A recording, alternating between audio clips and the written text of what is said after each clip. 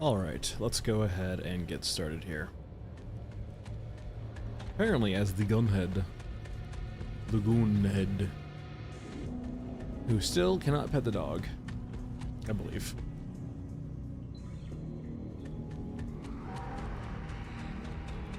Nope, still unplayable.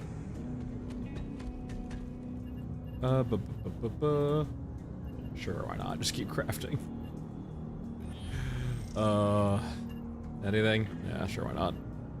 Hey, Boo, how's it going?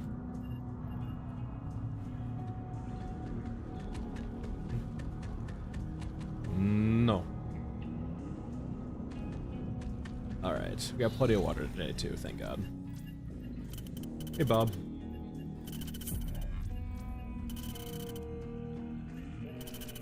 Alright, where are we going first? What are we doing first? Wow, it's really cheap today. Holy shit. Holy shit, it's so cheap today. I'll never have to spend water again. I wonder if they did this in the hotfix, so they just like nuked water from orbit. Or we just got like a really lucky day where nothing costs water at all. Alright. Let's do a scrap here. I want to kill some things. How am I on HMGs? I have one left. That's kind of scary.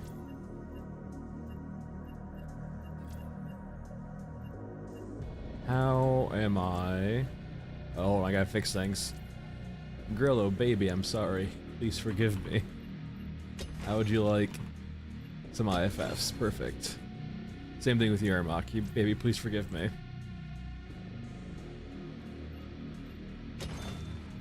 I'm so sorry for murdering your people. Alright, there we go.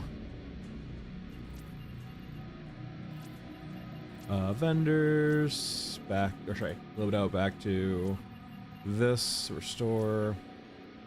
Wait, what? Did you not, were you not buyable?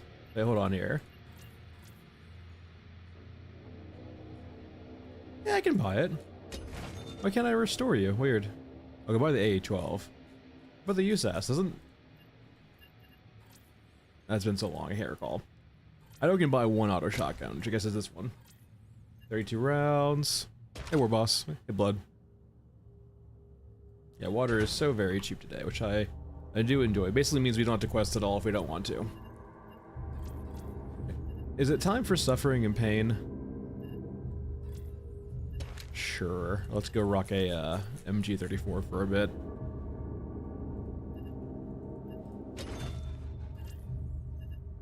I mean, it's level 12, but like, level 12 is not.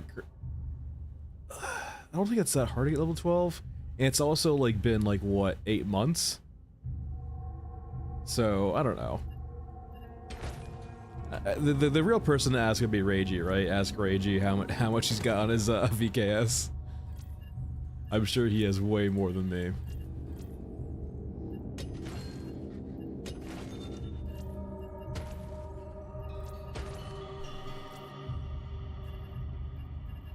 This should be fine. We'll bring some turrets for good measure too, because of memes. The floppy turrets.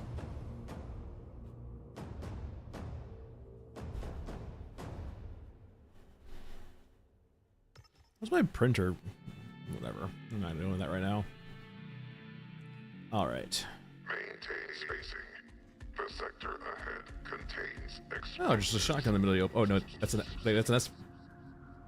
I don't think that's an SVD, but anyway.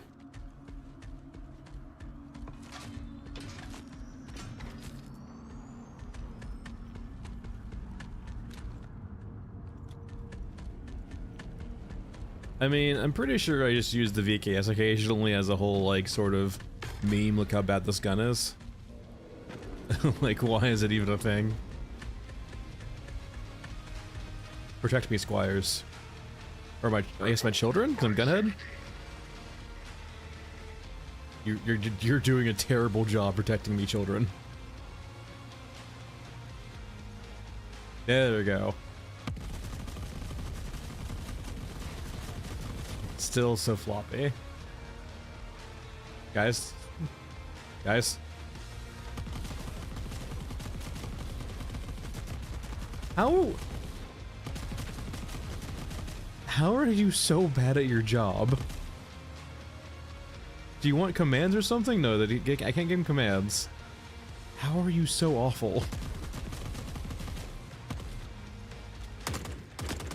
Like,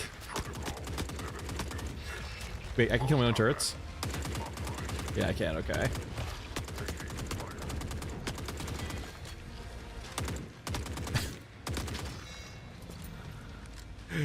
Oh. Oh, this game. Those poor turrets. I think they're like coded so they can't target things that are like crawlers or scramblers. And so they're just like utterly inept.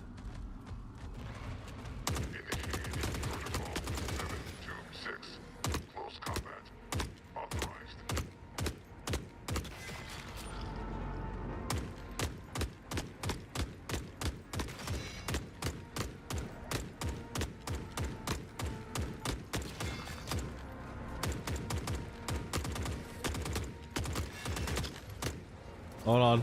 Hold on. Sir, hold on. Sir, please stop. Hold on. You made me use my gun head. Hey, Jay, it's fine.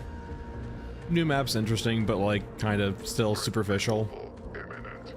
New quests are interesting too, but still kind of like constrained by maps.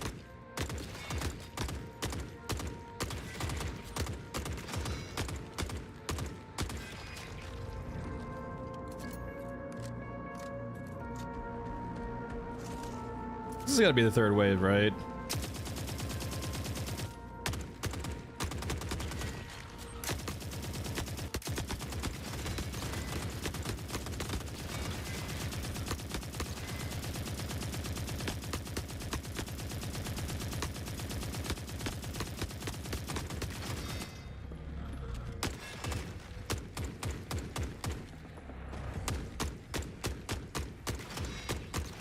All right, we won.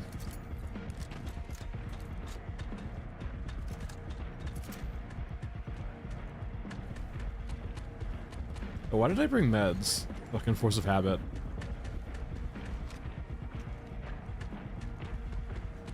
No, AJ, they can't.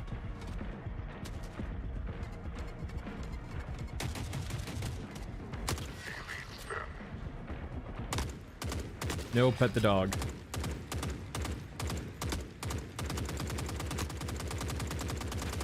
It's... I actually, okay, I'm thoroughly surprised. I didn't actually think there could be an LMG worse than the Saw. I stand corrected. Like, sure, it's fine for tapping, but oh god, hold on, we'll just... I need to do a spray. Let's see how bad this is. We'll bring the M60 out next. Well, what's like an F308?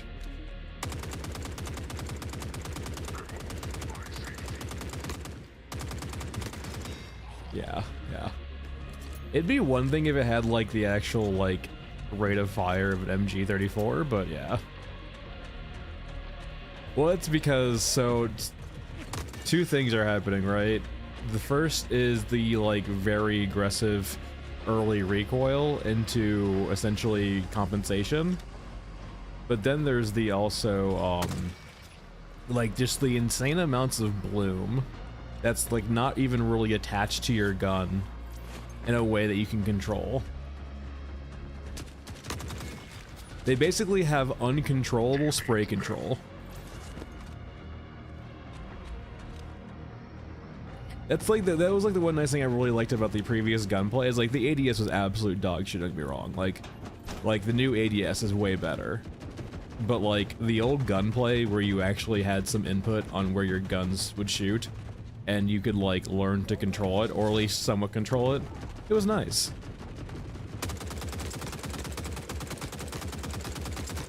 It was like a nice little mini game, you know, of controlling your gun. Alright, I'm gonna start collecting shit, I guess. Yoink, yoink, yoink.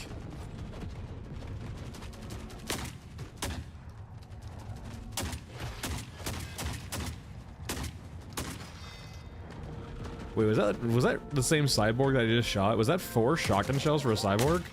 Ooh. Didn't think it was that bad. I don't think we get the headshot though, so they could have hurt too.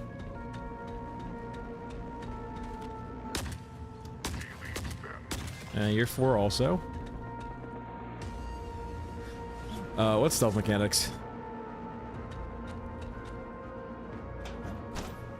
No, I believe the correct response, Cat War Boss, is what stealth?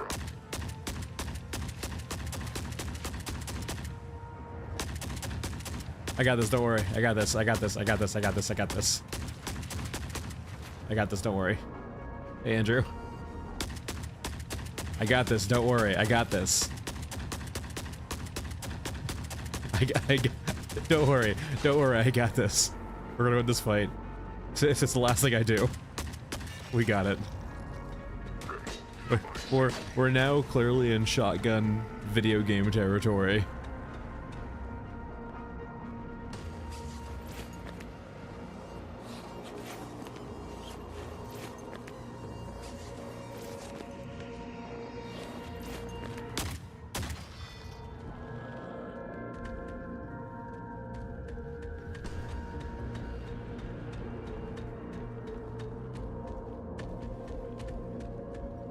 There's never really been a resemblance of stealth really at all. It's always been something you can kind of do in the game, but in my opinion, you kind of have to go out of your way to do it. It's not something the game really rewards you for, pushes you toward, gives you tools to do. And like, the biggest thing is the spawns and level design really do not lean into it.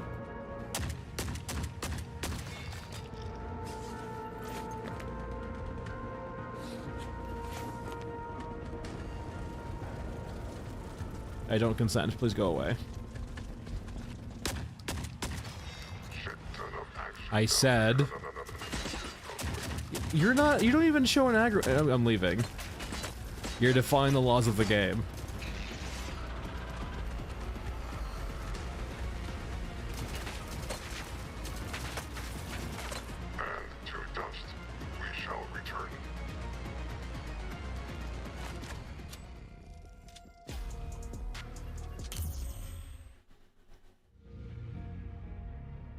Yeah, I mean, like,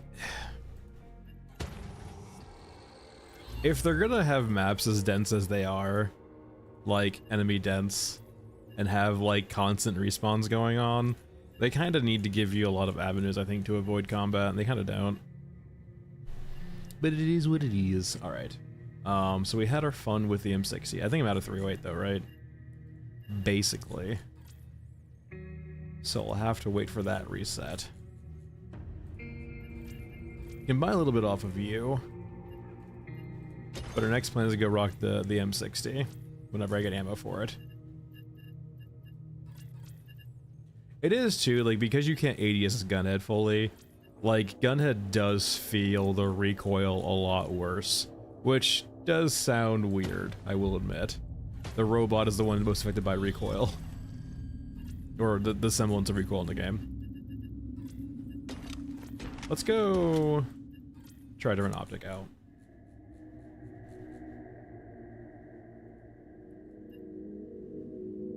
Got plenty of 50 cal. Let's go back to the pack mule. Actually, let's keep 3 of 8 slots open. Why not?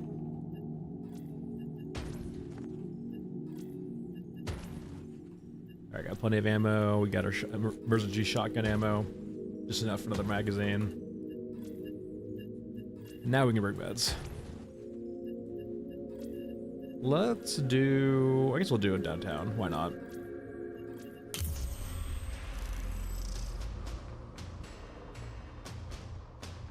What do you mean game shift?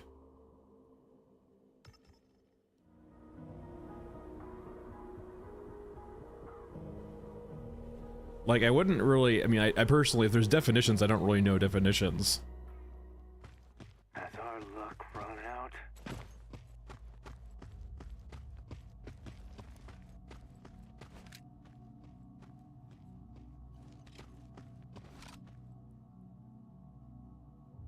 It's kind of a cloudy optic, but I'm guessing that's probably my scaling going on.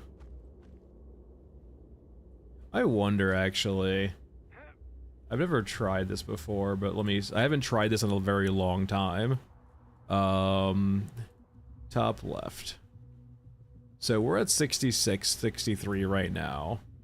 I'm kind of curious. So technically speaking, I am CPU bound, and increasing the scaling back to 100% should destroy my FPS, I imagine, but I'm curious. Yeah, it does it by a lot. Because increasing the resolution does, and the object's more clear now, so it's just the scaling. But you can see, like, right, I'm taking a 20 FPS hit because this is relying on my CPU more, which is why scaling's so important for just like when you're CPU bound. Back to FPS land, please. All right, we can turn that off now.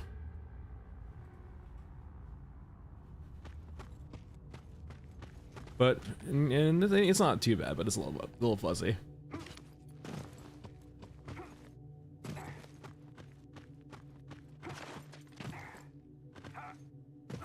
Hey, Red. But like game shift, the way I would say it, right, is like it depends on the context of the game. I wouldn't say there's like map type is such an ambiguous term. Like, sure, if you like I would say almost in a way it depends game to game, right? And that's like almost like an internal thing, right? Where if you have like different types of maps, you name them internally. Oh, you mean like, okay, like, yeah, like those arenas core, like, yeah, like, you mean just like generic terms like that, yeah. I mean, like, it's more that like arenas are more like subsets of maps, right? And like corridors and like that, those are like areas of maps, right? As opposed to just like map types.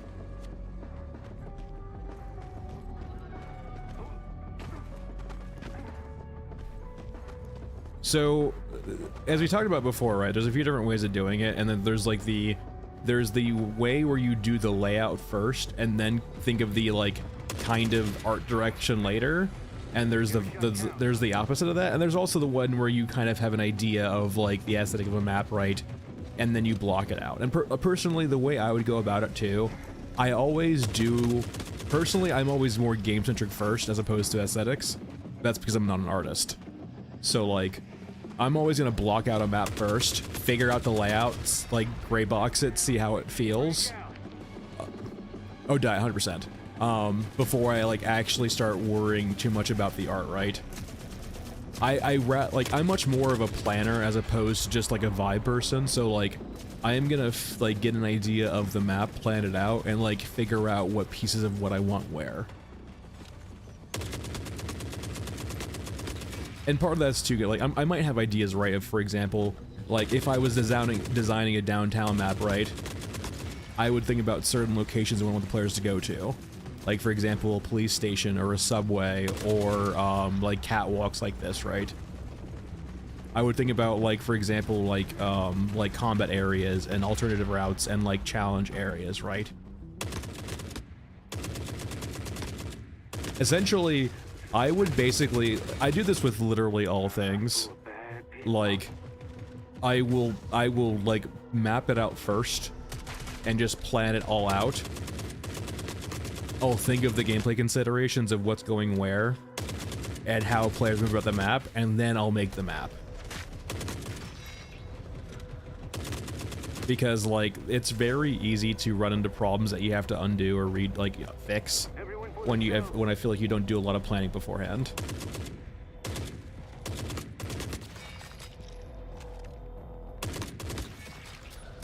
You think about the movement through the map, like, I would say, like, yes, I'm more thinking about, like, the content of the map, right? Of, like, what are the areas the player's going to or doing on the map, right? And then, like, I'll think about, for example, how the players move between those areas.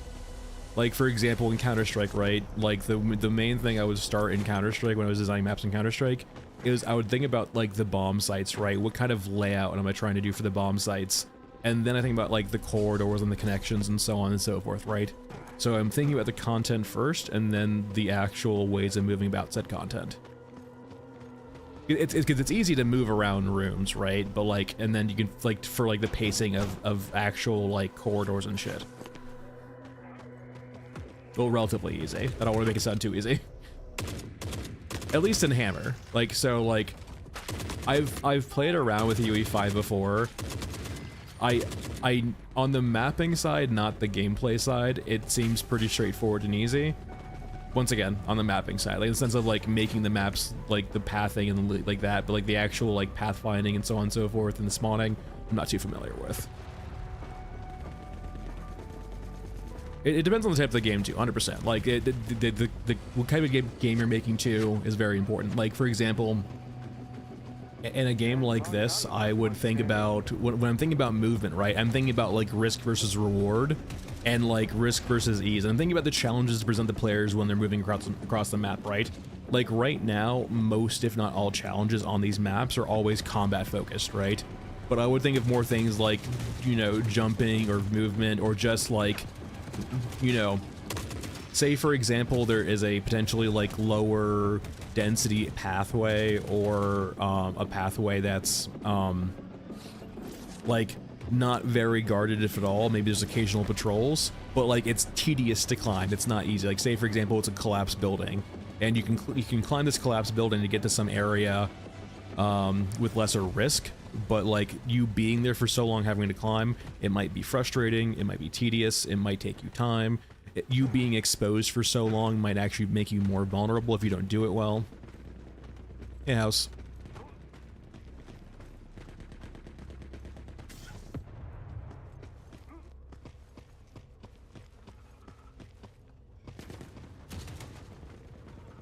Thanks, you too.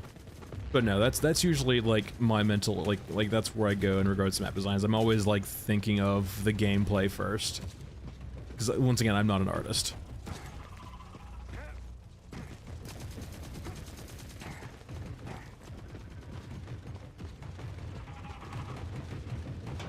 And like that's like the biggest point of contention too for all these maps. Like in the way I would process or do maps, personally, I would always make sure my maps have like locations to go to on them, right?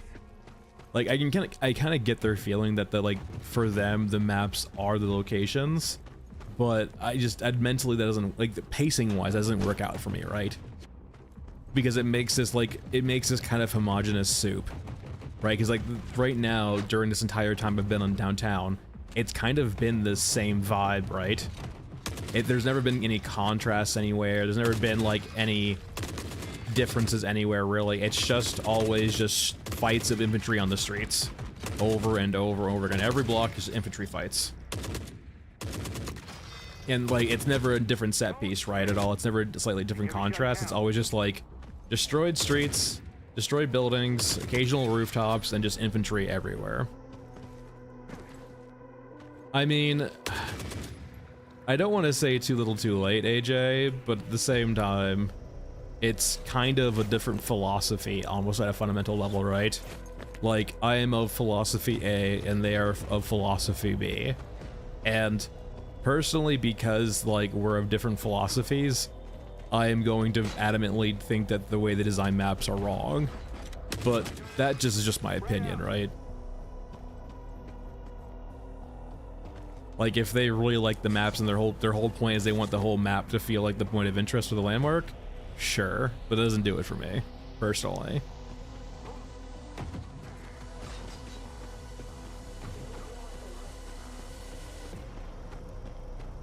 I'm getting a little low on ammo here. I need to be careful about taking more fights.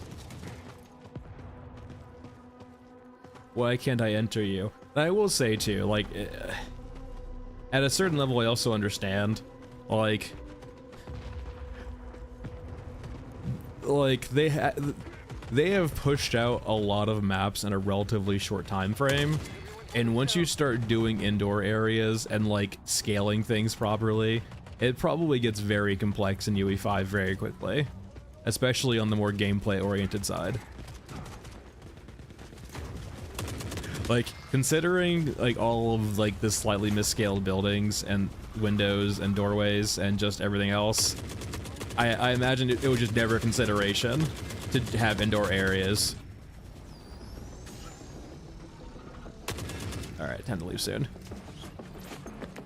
So in the grand scheme of things, like relative to the other maps, I would consider Frozen Swamp S tier. In the grand scheme of things, I would consider Frozen Swamp a very mediocre extraction shooter map. But I would definitely call it that though. A lot of these other maps I wouldn't even really consider an extraction shooter map, to be honest. But once again, philosophical differences.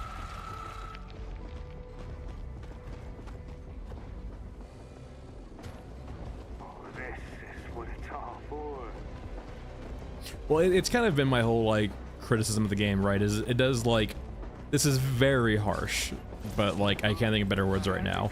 The game does come off as incredibly superficial. Like, the systems are shallow, the maps are shallow, the quests are shallow.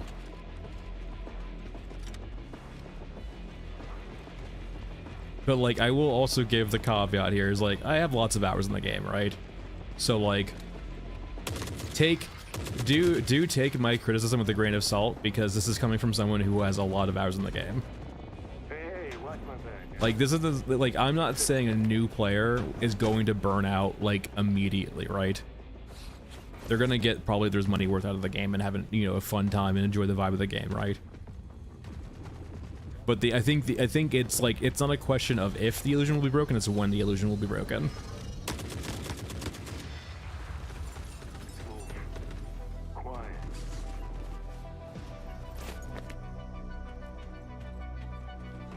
Yeah, and like for extra context too, always keep in mind my frame of reference is always usually coming from the fact that I'm pretty sure we're very close to 1.0. Like, I would, like, personally, I think they would be years away, but in reality, I think we're months away. Also, medium echo away. And the reason why is if you ever worked in the tech sector, what they're doing right now with these monthly patches with no communication, it feels like crunch. It absolutely feels like crunch.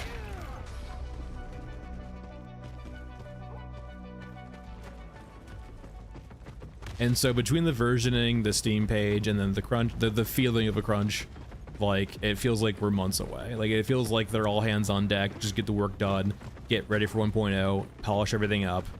And you can kind of see it too, right? There's been this kind of sentiment on the Discord, really, where, like, it's not about feedback anymore, it's about bug fixing. It's about, you know, fixing these crashes and so on and so forth.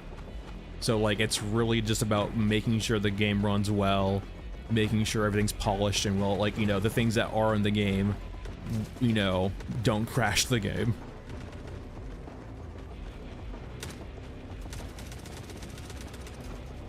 Yeah, I mean, like, if it was just versioning numbering, I wouldn't bring up the issue at all, Cat War Boss, but it's the context of everything else around that. Oh no, they've been like heads down, radio silent at work, like, for like the last couple months, and like the monthly patches kind of echo that, right?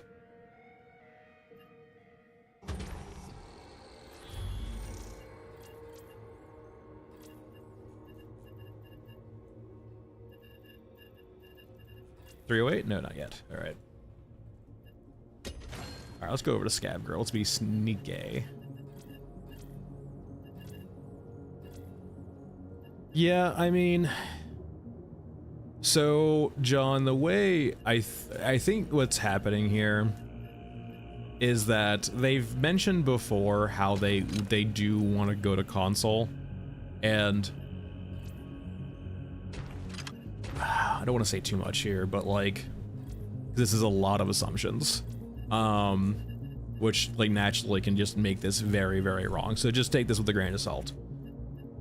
When you, like, the reason they might be focusing so heavy on optimization and fixing crashes and so on and so forth is they're trying to get ready to send off a branch of the game to get validated for console.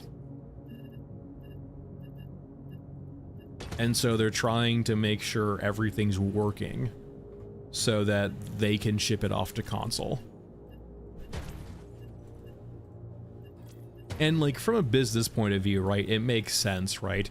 that is your untapped market right now is console players, who tend to be a lot more casual and a lot less critical.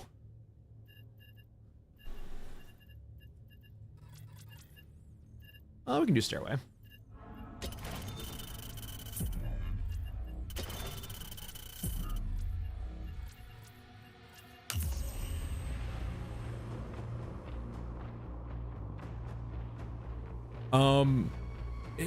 It's like game shift. Have you ever felt rushed like in a personal task? Have you ever like needed to get something done because of your own like deadlines?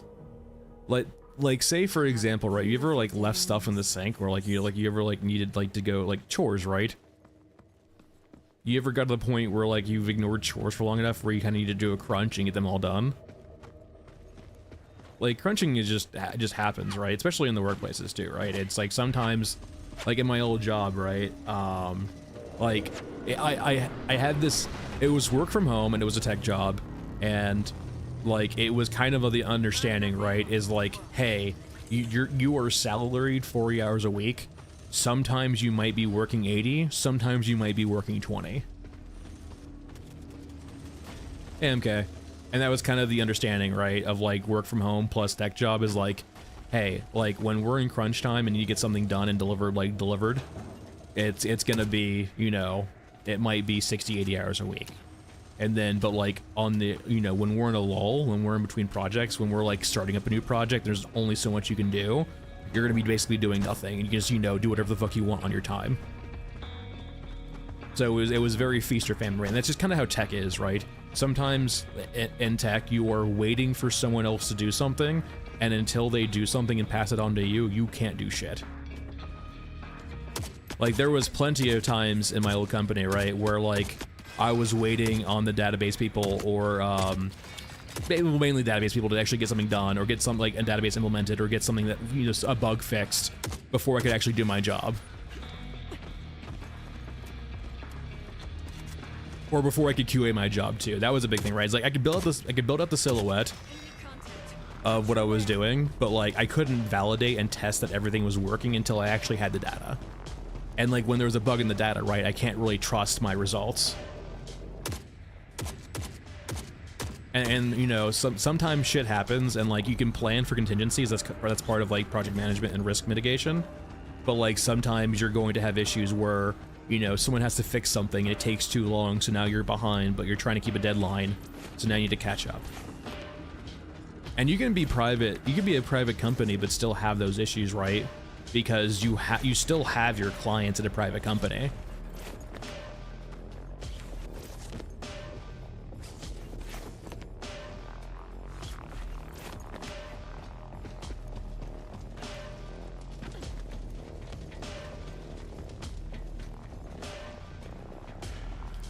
There is no silencer for any of the shotguns.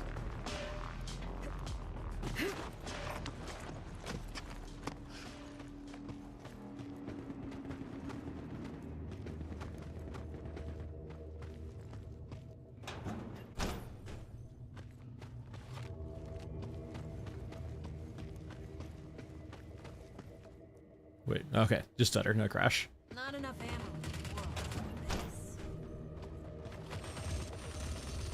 Do I want to burn stairway? Maybe.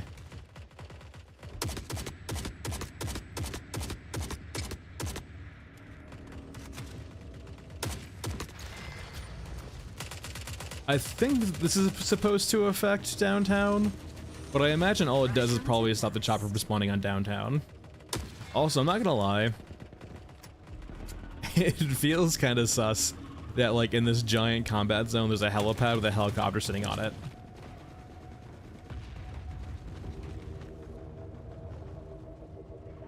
Oh, I mean, but like, no, I mean, crunch in the video game industry has always been a very heavily critiqued thing. But like, to give you context, Game Shift, like before I left my company, like I was basically waiting for either promotion or like, essentially I had a big project due, right? And it was a multi-year project. It was like culmination of like 2 to 3 years of work. And it was a big contract for the company. And so like I wasn't gonna leave during it, because that just rubs me the wrong way, right? I'm not gonna fucking just abandon something that's been given to me in the middle of it. It's why I left at a weird time, because like it was in between projects and I didn't want to start a new one because I don't like doing that. It feels wrong to me. But like during the beginning of that project, like there was periods of like working 20-hour weeks, 30-hour weeks. Like I wasn't working. I was getting salaried full time, but I wasn't working full time because there wasn't enough to do. We were still in like the planning phase, the deliverable phase, so on and so forth. The requirements phase anyway. But like when it came time for like the last, AJ, like the last like 6 months, I was working like 60, 80 hours a week. I was working every weekend. Because like that's just what happens, right? Like it gets kind of toward the finish line. And like you're trying to finish on time, you're trying to fix bugs, you're trying to figure out like, you know, is everything working? You're trying to like move everything over to the live environment and getting it ready to actually like go to live and so on and so forth. So like it's just this weird thing, like as you get closer to the finish line, there's just like everything starts coming together and there's just a lot more work to do that was usually blocked before for whatever reason. Like for example, right? Like you start moving stuff over to live servers, right, and start staging up the live servers to go to go live. Like that's when you can really get your testing in, is testing on those live servers. Because there could be firewall issues. There could be lots of oh god, the firewall issues. Oh, that was a lot of fun. I'm thinking of October this year, end of October. At the current cadence of one patch every month, with the versioning control we're currently having, or version numbering we're currently having, English is so fucking hard. They're either gonna be going to like 0.1 or they're going to 1.0 at the end of October. And the way I'm not saying that they're gonna go to 1.0 and abandon the game. I'm saying they're gonna go to 1.0 for the console release, and then they're probably gonna do more stuff later. Hopefully, knock on wood.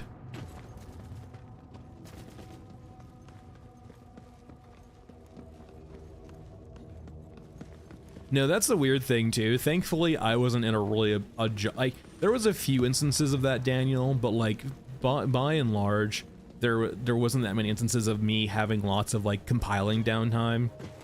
Thankfully, the software I used didn't really have that issue of like having to do lots of compiling, and that wasn't really my role. But no, that's a big thing too, right? Is like sometimes that's why Unreal Engine 5 is such a big thing for indie companies or just smaller companies. Is like Lumen and Nanite and all of those things just make doing things so much quicker and easier as opposed to baking lighting and doing stuff like that. But like a big thing in tech, right, too, is just like sometimes you like lots of roles will have to compile their code or run their code or just do things that just, it's like video editing too, right? Like when you're at the end of a video edit and you're just shipping it out, sometimes it just takes an hour to render the video. And there's nothing you can do to speed it up. It's just going to take that long. So that's like an hour of downtime that person has. Also, why are you in the suitcases? Oh god, he can shoot me, he can shoot me. I forgot I can do that. You're cheating, sir. Officer? Yep.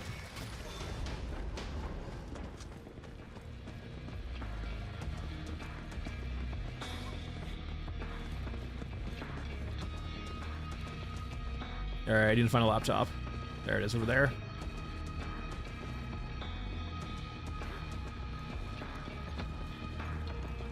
I mean, I'm sure they can add stuff later. I don't see why they couldn't.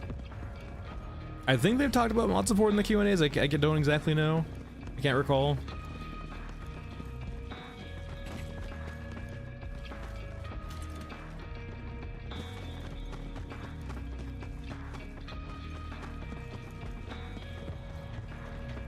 Well, it's more in the sense that it just makes their workflows faster, right? Like, when you have a small team and you're trying to get a lot done, like, you kind of need software like UE5. I'm not saying UE5 is some godsend. It has trade-offs, right? Like, there's always going to be, like, a trade-off for things like this, right? Like, Lumen is going to ask the user to have better computers, but it's going to save the devs lots of time from not having to do baked lighting.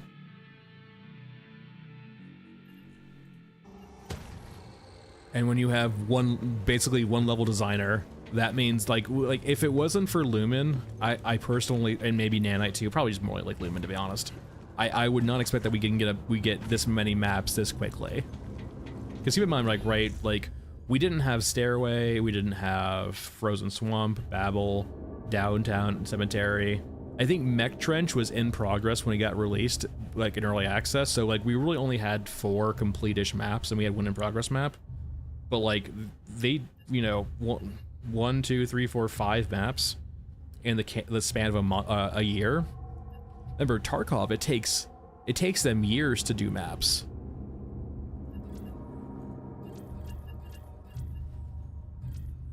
And granted, I wouldn't necessarily compare these maps to Tarkov maps, but like they are maps.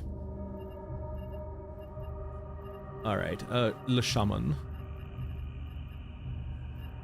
Actually, do we have the ability to buy through it again? No, we don't. 12 minutes, okay. Old man.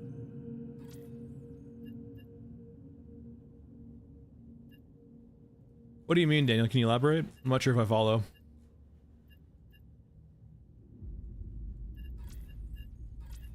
Let's just go for like a... I mean, you're literally just a 5.45 rifle. Why bother?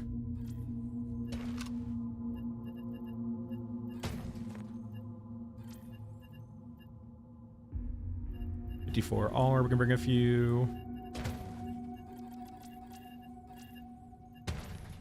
Let's go do a med run on Mech Trench. Or sorry, Elephant Mausoleum rather.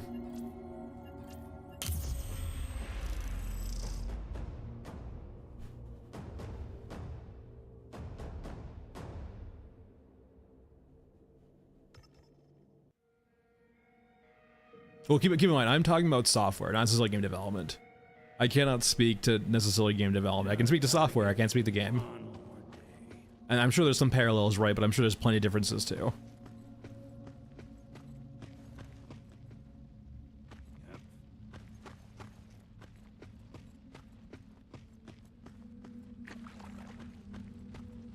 At the very most, you can call me a hobbyist game developer, but I've never developed a full game, so like really that would be a stretch too.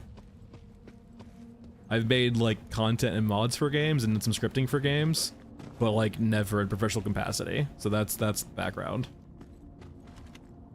Though I have DM'd D&D for like 20 years at this point, so well 20 years is a great 15 years.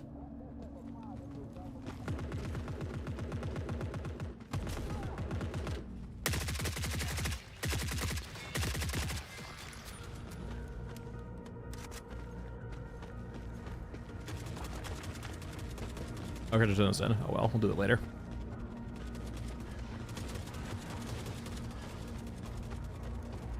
Well, like Daniel, in that capacity, I think they've like, what pains me ever so is I think they've really gotten the hard part done first in a way, with getting people bought into the art and like the lore and the setting. Like that to me is almost the hard part, right?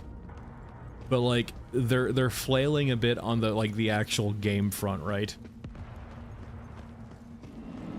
Like you have this cool, like you have this eye-catching, really poppy sort of grimdark environment that naturally attracts a lot of attention and views. But the downside is like the game just isn't there at the current time.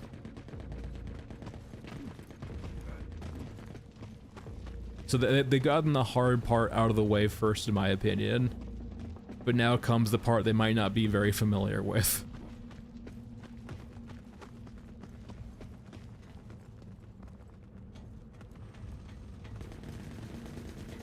Alright, time for med hunting.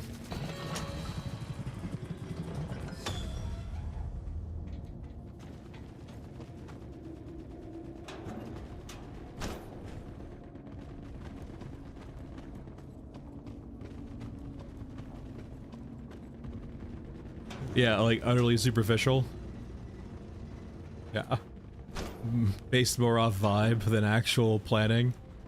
Well, Daniel, it's nice until you start playing the game. Like, I'm not saying it's a bad game, but I'm saying it's a very shallow game.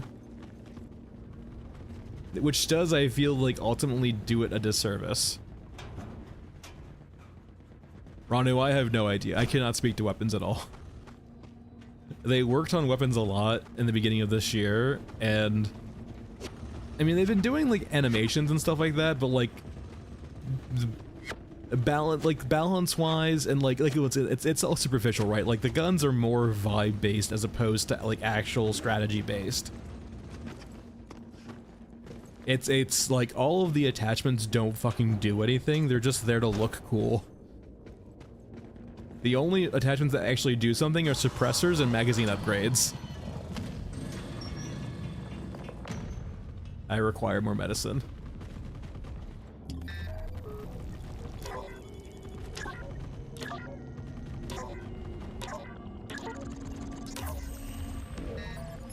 I mean, we can go over to Babel. Babel's a great point too in regard.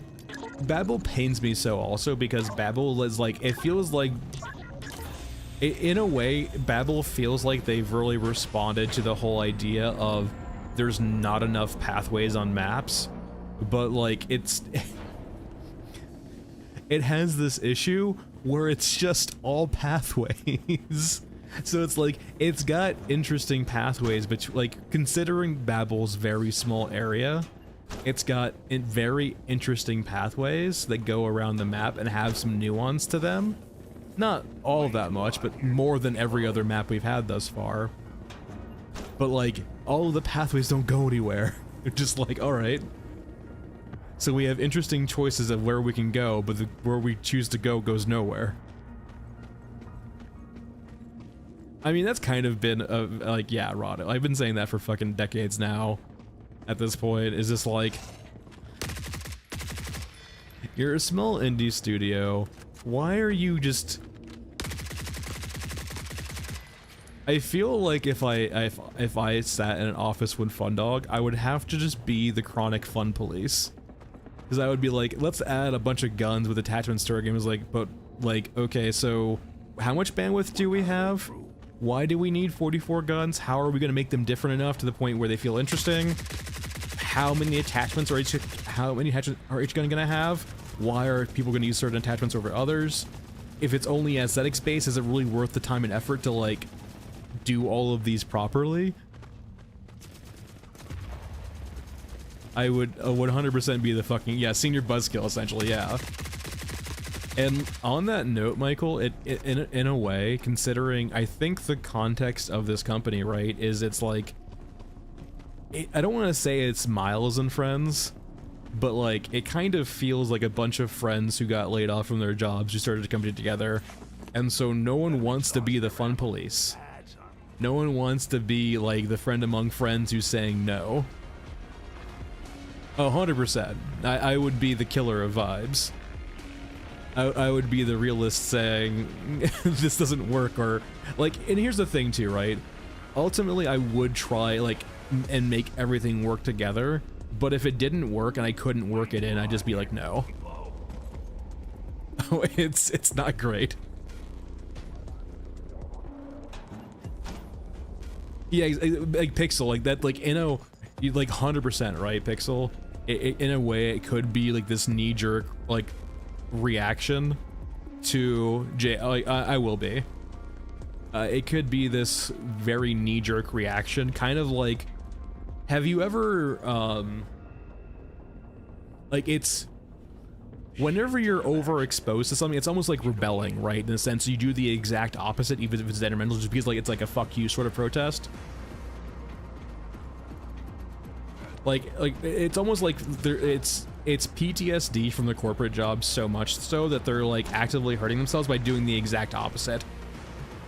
I'm not saying this is the case, right? But it kind of has that vibe of just like, hey, we're all friends, let's, you know, we fucking hated our corporate jobs, we hated like having like, you know, the suits above us. Like, let's just, you know, let's just do a game based off vibes. Let's make the game we've always wanted to make. And so like, that was the biggest red flag from one of their earlier Q&As, is when they said like, they're doing a lot of yes-anding. And for those unfamiliar, and they didn't say literally yes and, but they kind of alluded to that design philosophy. for those unfamiliar with yes and, it's essentially an improv thing that a bunch of fucking like LinkedIn professionals decided to put into like tech. And that's what essentially yes and means is like, as opposed to ever like during early design or during brainstorming, you never say no to anyone. You always do a yes and sort of thing. Like in the sense of like when someone says an idea, you say yes, and let's also do this too. It's essentially supposed to be like this very open way of doing collaboration and making sure no idea doesn't get put on the board from people being scared of saying ideas, right? Because if it's an open environment and everyone's saying yes and let's do more, you feel like you're inspired to add more to the pile. Now, the hidden dirty truth of that, though, is that after that process, there is going to be this whole vetting of all the ideas, and lots of them are thrown out. But during this initial collaboration and design phase of like just brainstorming, yes and is very helpful because it makes sure that like all ideas are put on the board. But they're kind of, it feels like they're missing the point of right after that, the design people go in and start hacking and slashing and seeing what fits and what doesn't. Well, Michael, that's kind of the reason why like the whole yes and ideology exists, right? Is to like, because at the second when you start questioning people of like, but how, why, when, there's plenty of people who will close up. There's plenty of like introverted people who might still have good ideas, right? Like, just because you don't talk a lot or just because you're an introvert doesn't mean you have bad ideas or your ideas aren't worth talking about. But like lots of those people will close up if they ever ever feel any animosity or like any pushback, right? And so like the yes and philosophy does work early on in design, but there has to be eventually like a filter, right? Of like what works, what doesn't, how do these work together, so on and so forth. Basically, right? Like, but like that is an important choice, right? Of like someone saying, there's usually like, there's usually, game designers at game studios who do like take ideas like this and have meetings and eventually start filtering them out into a cohesive game. There is a weird reason why sometimes having less cooks in the kitchen works. There is a reason why kitchens have head chefs. I have guns. I've done it both illegally and legally. I've done the quest the version, I've done the grenade version. Alright, we should have enough to buy 308 now, I think, right? 1 minute. Alright, we can wait 1 minute. Meanwhile, who's a good boy? Yeah, like you have a hierarchy, right, of like game designers, assistant game designers, and so on and so forth. And then you just have the line chefs, right, who are supposed to cook and not necessarily like have direction, or rather like have their own agency, right? Like they're making what they've been told to do or how to make it. They're not going to start like, designing a new fucking course. The chefs, like the head chef or the sous chefs are like, the chefs might ask them of ideas if they have any, but like ultimately, I imagine it's up to the chef.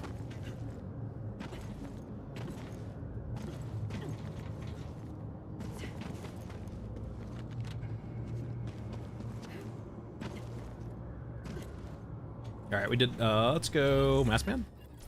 Who's a good boy?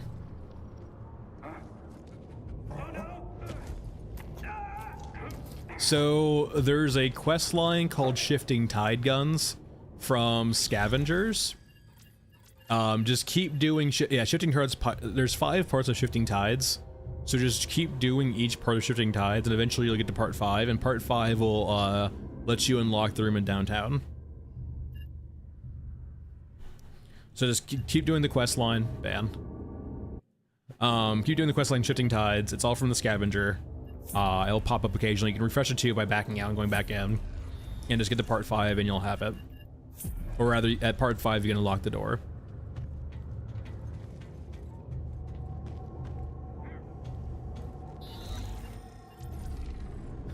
Unplayable. Anyway, we should be able to buy 5 or 308 now.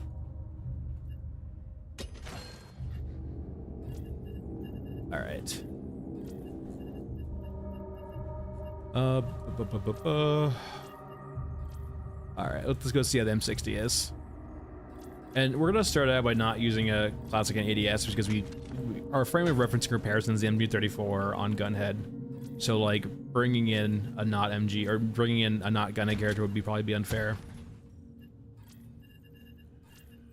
Alright, don't need beds. Oh, scrapyard.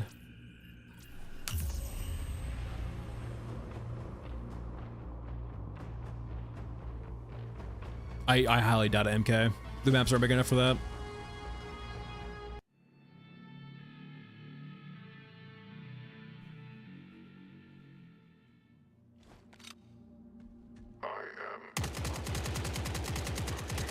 I mean, it's not great. I'm not really sure if there's like any like massive time sync games that are multiplayer. Yeah, if you're looking for like time sync single player games, there's plenty. But if you're looking for like a time sync multiplayer game, there's not a whole lot right now outside of like competitive games. There's like Helldivers, but Helldivers isn't really like Helldivers is time syncy, but like really not all that much though. Yeah, I mean, if you're looking for an MMO, like there's RuneScape, there's WoW, there's a bunch of different like MMOs you can always like time sync into. But if you're like looking for like an FPS third-person shooter, like time sync, I mean, yeah, I wouldn't recommend it. Division 2 isn't terrible. It's not great either, but it is a good, decent time sync game. If you're looking for like a looter shooter / third-person shooter that actually like has multiplayer elements occasionally.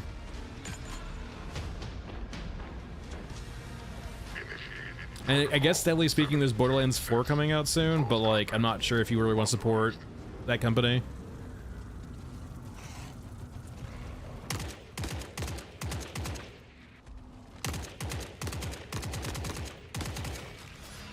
No.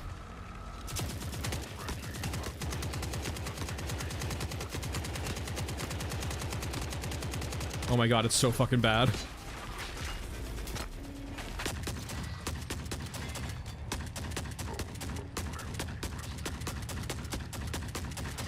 I mean, so like when he's saying like when he says he doesn't like Destiny 2 and Warframe, I personally think, or I feel like he's painting a very distinctive picture of the game he's enjoying. Like both Warframe and Destiny 2 are games that have lots of grind to them. They are absolutely great time sync games that give you rewards for investing time. Space Marine 2 kind of does, but it's very short-lived. Same thing with Helldivers, right? Like, you can put a lot of time into Helldivers, but it doesn't really feel the same of like a looter shooter like Destiny 2. Or like Warframe. But there's really just not that wide of options for looter shooters, though. If you want like a multiplayer environment too, right? If you're looking for single player, like yeah, there's Stalker, Gamma, there's lots of different games. Once again, I would not really put Darktide 2 or Darktide in a very same vein of Destiny or Warframe. Like, if you squint your eyes, sure, there's certain elements of looter shooters in Darktide, but in the grand scheme of things, it's primarily a Left 4 Dead game with looter shooter elements. But it's not really a game that's built around, it's not a game that does this massive overall grind very well, like Destiny does and Warframe does.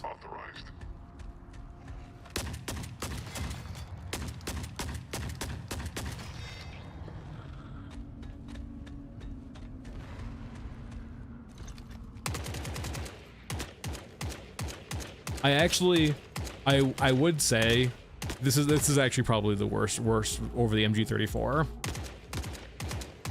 It doesn't feel like it's first shot accurate. It's more pixel that it's just like it is a part of the game, but it doesn't take center stage. Like, and like the the core gameplay loop of Darktide isn't really about that. The core gameplay loops of Destiny and Warframe are about acquiring gear, like items, right?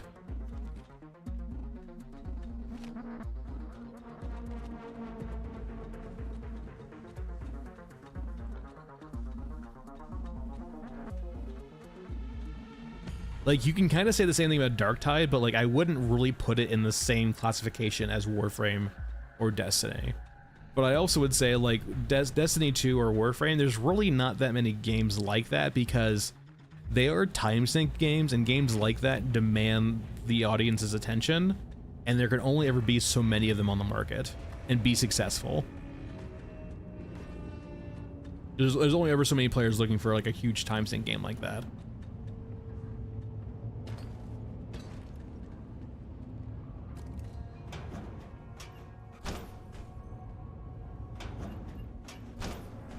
I mean, Destiny 2's gunplay was really good. Warframe, I don't know, I kind of got old of it. I mean, it was fine. I think the problem with Warframe is just like, it felt like it was... I'm not saying Warframe's a bad game, but I am saying that it just felt like they just kept tacking more and more and more and more and more and more and more and more shit on. Yeah, in a way, Master, it kept like it kept that like they. Hold on. Alright, we're good. It felt like Warframe's response to people getting like old, like getting bored of their gameplay loops, was just like them adding more gameplay loops.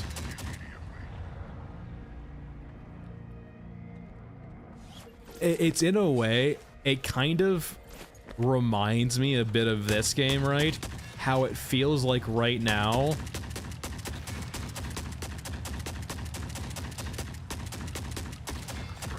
Are you still alive? Okay, you're just standing up. It kind of reminds me of this game just because of like the patches recently feel. Sir, I'm fucking looting. Stop it.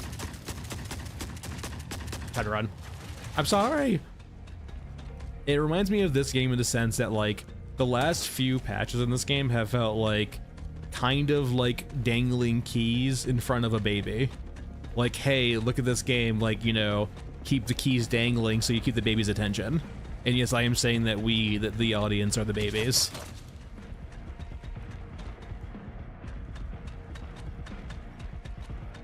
Master, yeah, well, I might even say, I'm not the authority on saying if it's shitty or not, because I just haven't played so much Warframe recently to like even critique any of its systems. But anytime I've gotten back into Warframe, it's always felt so disjointed and all over the place, right? Like, they give you such a breadth of things to do, I just was like at a loss of what to do. Like the whole like kind of like choice paralysis, right? Of like, what am I supposed to do in this game right now? I'm supposed to go like just play the OG game? I'm supposed to go like do flying shit? Like, what am I supposed to fucking do? Like, go do the open world now? What the hell?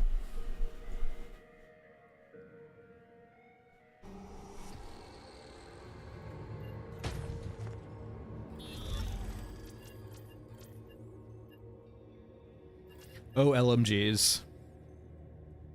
How awful ye be. Oh, fucking nothing. That's a huge thing too. I understand. So, okay, here's the thing. I can appreciate's a strong word. I can understand the need for like time gating and like FOMO mechanics and like social like or manipulation for a free-to-play game's monetization, right? I can understand that. Like when Warframe does something psychological to you to get you to pay money for their game, like I'm like, yeah, this is shitty, but like they are free to play and this is how they make money and pay the developers, right? It is what it is. So like, for example, in the concept of Warframe, I can understand where certain mechanics would like be okay, but that doesn't make them okay in a game like this, because they're not the same beast. They no longer have that monetization drive anymore. Like, there's no need to make the players feel like they need to go spend money on a market that doesn't exist. So, like, what's with the IRL timers, guys? What's with those 31-hour crafts? What's going on?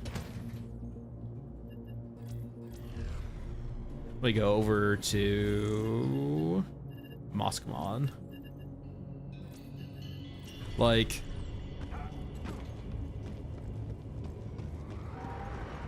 I mean, I'd probably have a good solid couple hundred hours in Warframe. It's been forever though. 2.5, where are you? Why is there? Yeah, unless I do have a server. I don't think I have a description of this video, but most videos will have a link to it. If they look like the last couple streams, there should be a link to it. Like, why is 31 hours? Like, what does this mean? Like, this isn't trying to manipulate me to go spend money on a market to skip the wait. Like, and I can understand that, right? For example, right? Like a dev having to monetize something like that because that's how they make their money in a free-to-play game. Like, I can understand the 31-hour wait. But like in a game like this, I can't understand it. Line-eyed. It depends. Going back to like earlier conversations, right? If I was in the room, the context depends.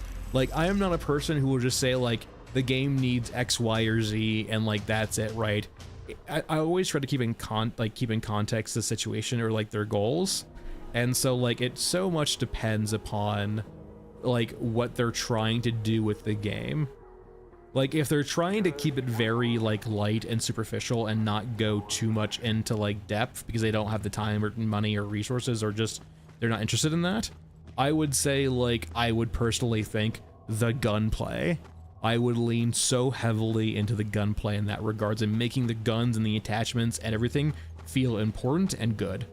Like that I would lean into that and saying like that's my #1 priority right now, is fixing the gunplay to make it interesting, because a crisp gunplay experience will save the game or keep people's attention for a long period of time, in my opinion. But on the other side, if we had say years as opposed to months, I would lean much more into like, you know, systems that work together and make the actual whole experience more interesting. I look at like redesigning the maps a bit and expanding them, adding depth, so on and so forth. Like, depending on the context of time, money, resources, and interest upon like what the actual goal of the game's supposed to be in regards to design, it changes. This is it. We decide what happens next. Doobie, so like the game's in early access right now, so you kind of just go around and collect shit and do quests and get water and upgrade your innards and collect guns. Like upgrade your characters, like level up your characters. There's really not any progression in the game right now. You're not gonna find like some hidden drive anywhere. It's just one of those games where you kind of just go in and just do your thing and vibe. And that'd be a big aspect too, right? In regards to like, do we have months or years, right? Like, because if we have months, then progression's a huge factor to include. But I'm not really sure if you can do, like, they might have already been working on it, to be honest, but like doing progression very quickly, that's a big ask. But that'd be a big thing too, right? Whittle them down and we can break out. Well, Doobie, no, like, water only drains now, Doobie, when you do the entry points. Water no longer drains passively. They removed that like back in like March, I think, of this year. So there's no longer IRL water drain. Well, I mean, first person, like, optimistically,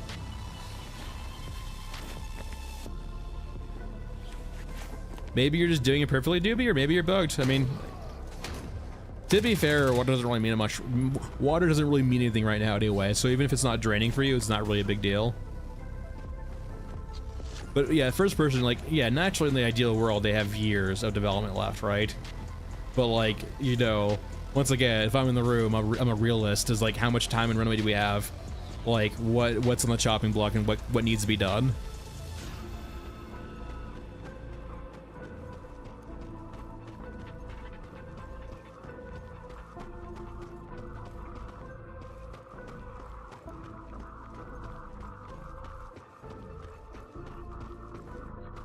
Like, what's a need to have and what's a nice to have?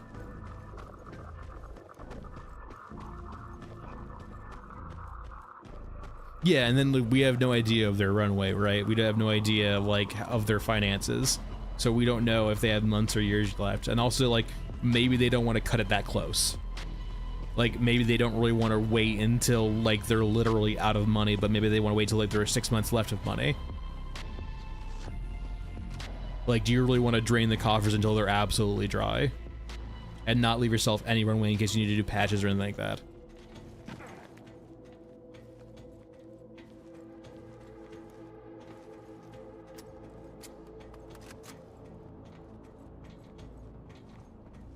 Whittle them down and we can break out.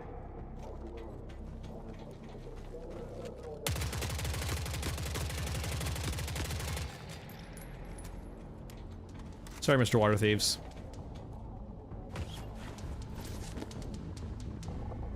Oh no, like, the video I'm doing right now, it's not really related to Foreverwinter. So I'm trying to see if, like, a generic video will do well.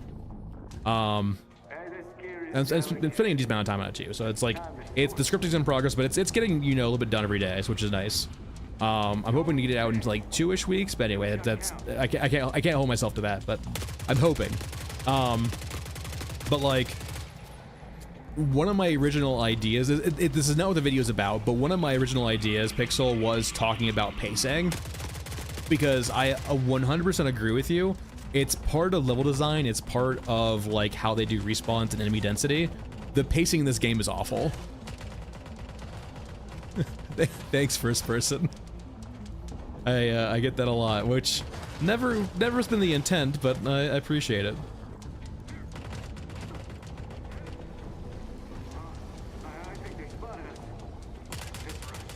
Because I don't care what I pick up. Like, ultimately, like, there's a good chance I'm not gonna have issues in regards to the quantity of loot I have. So like, I don't need to know what I'm picking up, basically, and why take the risk of sitting in the open for longer than necessary.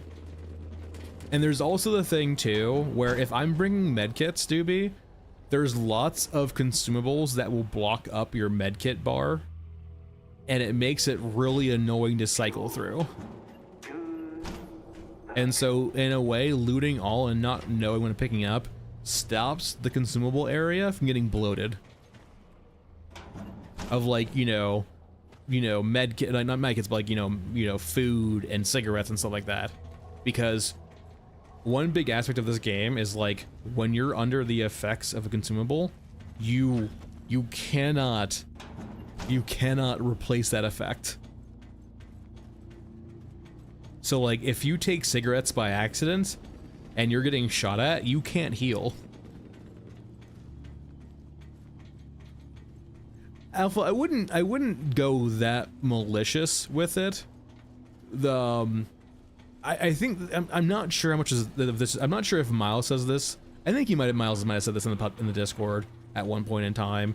But they have like 3 programmers, so like they have 3 engineers on their team, 3 technical people who can do coding, and so like they are bandwidth capped on how much they can do with complex systems. And that's why, for example, like I'm always in the camp of. In the context of this game, I'm always of the fan of like smoke and mirrors, do cheats, do things that look good, that fool the player, but like aren't really that deep system-wise, right? Because you don't really have the time and resources for that. Like, I think they're doing them a disservice by having enemy density be jacked up and have time to kill for lots of units be pretty long. Like, mech fights go on for way too long, in my opinion.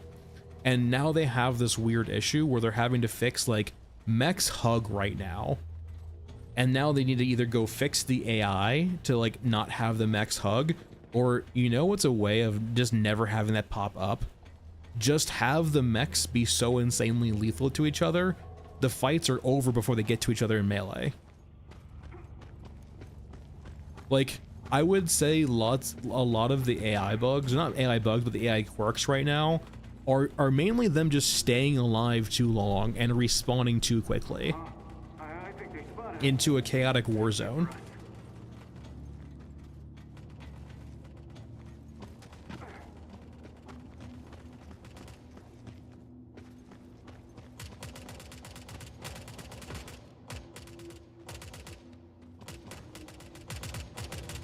Oh no, like if I ever go to Mesa, right? Mesa's always like an incident of like just a bunch of mechs hugging basically. And it's also this thing too, right, where I feel like you can jack up the mechs like we're in the future, like in the current day and era, right?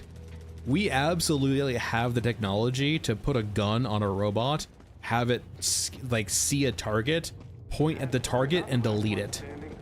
And naturally that might not be fun gameplay, but if you're trying to make the mech this imposing figure that a player is trying to avoid, like a spotlight, maybe that's a good thing for it to have, right? Like it points at you and shoots a burst of 20mm your way, and sometimes you might live by being lucky, but sometimes you might just get absolutely fucking melted. No, first person, it happens all the time.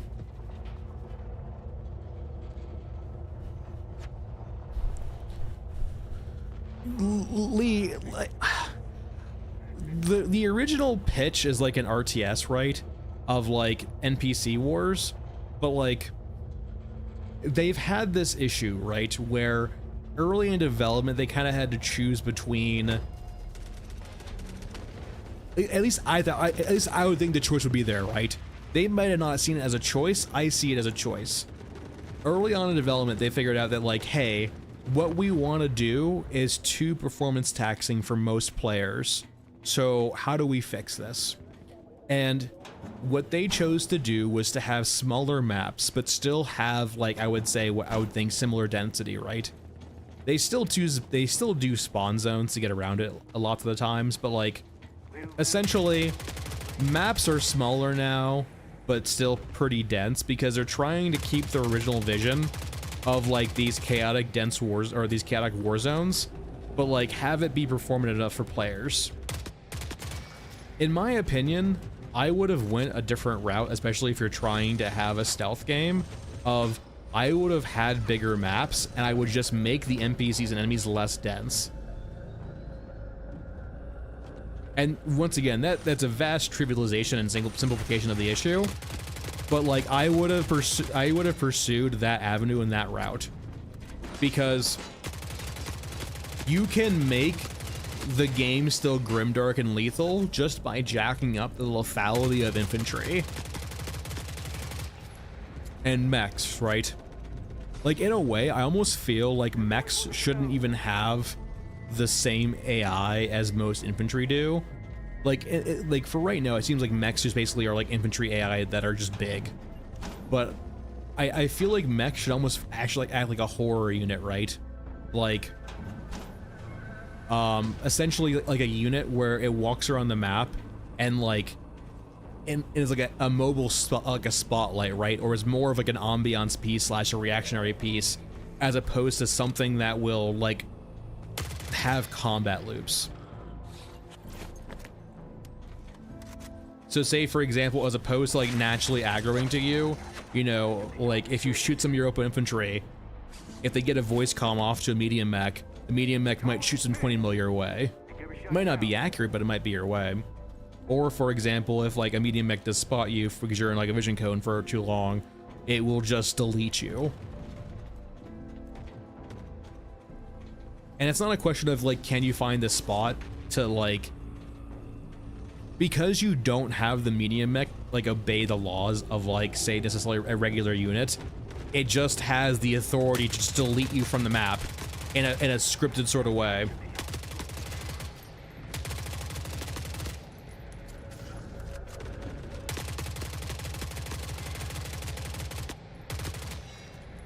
But like, and for that reason too, right, you would make mechs like very rare, and like you would have the instances where if you saw a mech fight, it would be probably, I would say, like maybe not that scripted to be honest, but like you might have the 8 like, you know, rock paper scissors fights of 2 mechs, right? But like they would be over so quickly, but they would be like huge cataclysmic events on maps that would kind of change the paradigm of a map, right? What the hell?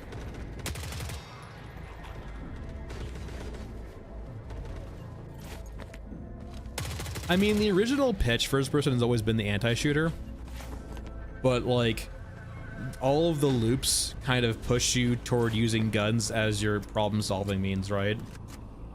It's really the only way to solve problems in the game is shooting.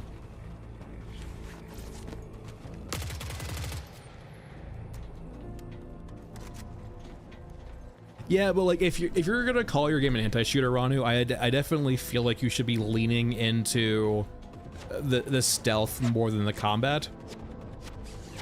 Like the way I always pictured the idea of an anti-shooter, and this could be wrong, this is my idea of it, right? Is like kind of like playing like a rat style in Tarkov, right?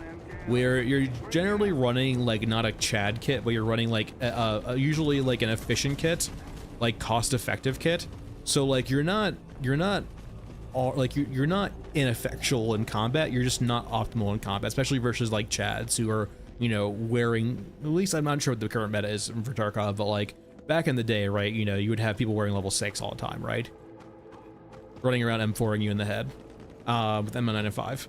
But like the way I've always viewed anti-shooter is like ratting in Tarkov, right? Is like you can take fights in Tarkov, but there's always that kind of risk in Tarkov where even if you win the fight, you might end up wounded, you might attract attention to yourself, and that might ultimately be your demise, right?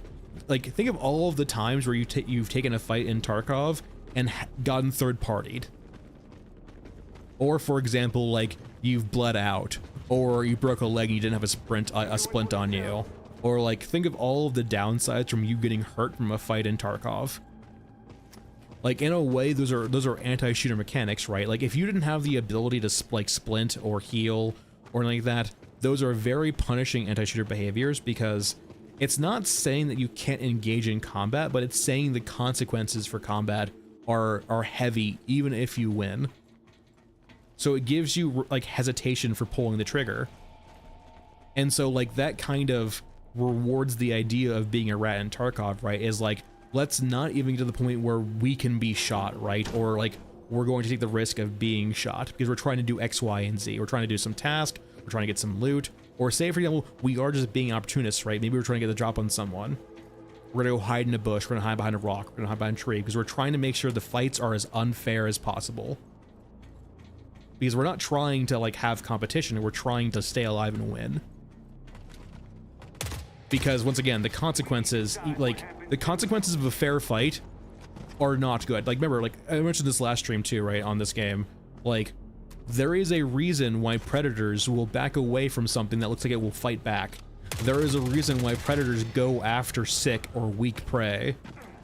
They do not want the prey to fight back, because the prey fighting back, if they get hurt, they die. It's not like they don't need to die on the spot, but like a long-lasting injury will eventually kill them. They understand that life is an anti-shooter.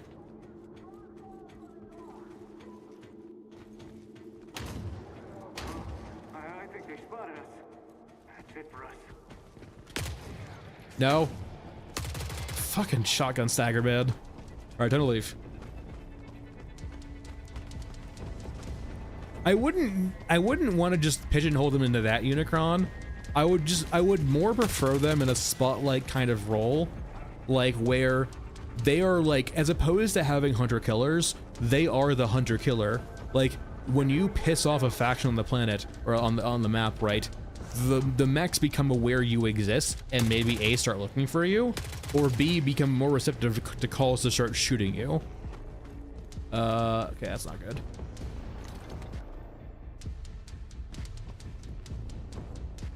I need you guys to leave. Oh god, all the crawlers.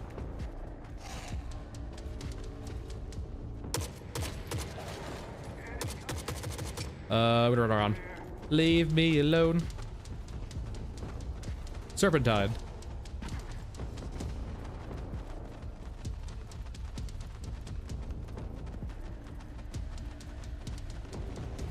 Ah!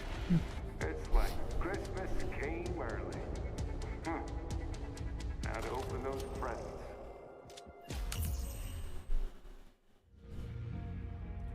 Like I've always never enjoyed how they've done hunter killers in the game, but like because hunter killers feel weird because hunter killers just like, there's no really cue for them to spawn, right? There's no groundingness, right?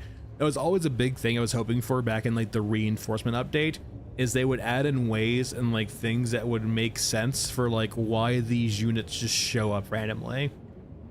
Like, the omniscience of hunter killers pisses me off, but like, it almost in a way takes a back seat to the fact they just randomly spawn and appear randomly.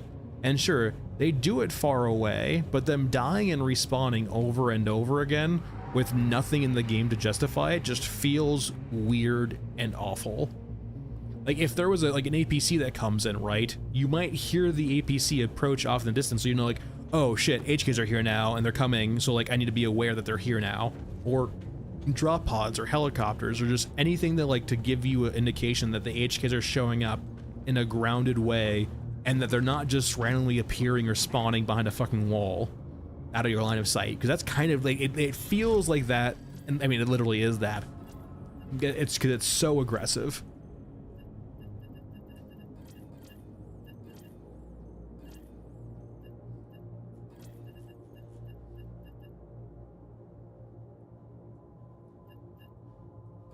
I mean, I wouldn't like, that's the simplest way, Scooby, like that's a simple way of framing it for people because everyone knows how the wanted system in Rockstar games work. But like, I'm not saying to just, I'm not being as like, I don't want to say just never use ideas from other games, but when your game is only a bunch of ideas from other games, it does feel derivative. I'm not saying that's the case right now, but like, if we get to the like, there's lots of systems in this game where I can just kind of point out that this is a system from another game. And I'm not saying like that's a bad thing, but like if a game is only ever that and nothing's original outside the art, I'm just like, because a big thing is I do play games for their gameplay, right? And I want novelty in their gameplay. I don't need a whole lot, but if everything is derivative.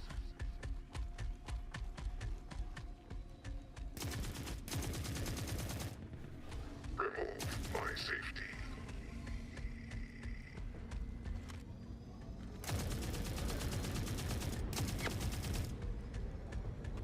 Yeah, I mean, there is the whole thing with like, you know, Simpsons did it, right? Where like eventually you will be derivative no matter what. But the way I guess it is rather in the sense of like, oh my god, fuck off, is how like, are you transformative or are you derivative? Are you just a carbon copy or are you actually like innovating or, you know, yeah, basically just iterating on the actual like mechanic?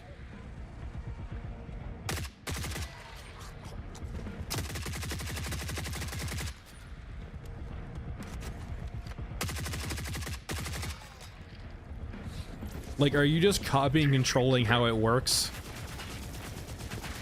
Or are you, like, actually, you know, transforming the system to fit your game? I don't play racing games, so I have no idea.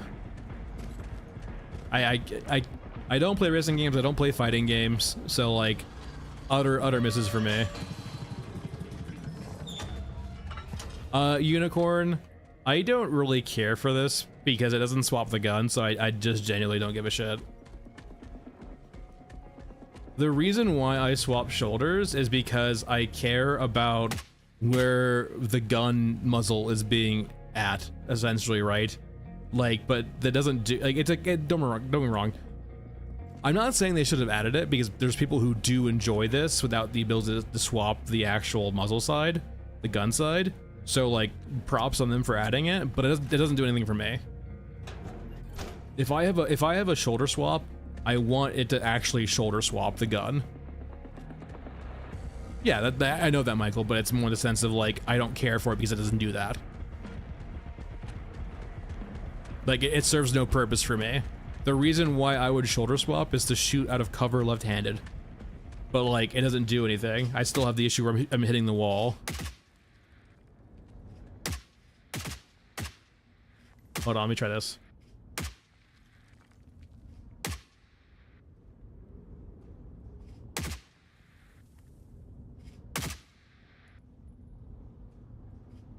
Yeah, like it's like you can see, right, for example, right now, like I'm still like shooting where I was aiming at before, right? Even when I shoulder swap, so it's like it doesn't change anything about where you're you know, where your like muzzle's at. It will actually change the point of impact a little bit, but not all that much. The gun is still where the gun is.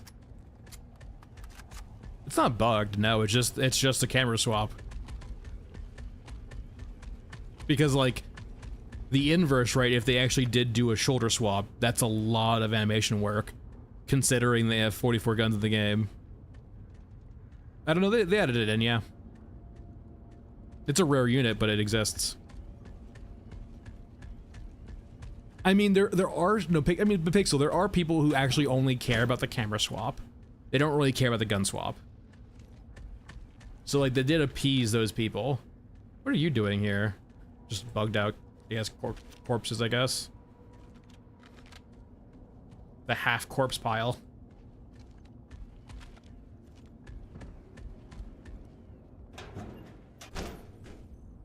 But like, the problem is Pixel is like, if they were going to do an actual factual shoulder swap, that is so much work, considering what they've done. Like, keep in mind, they have, I think every single character has a different rig. I don't think they reuse them at all.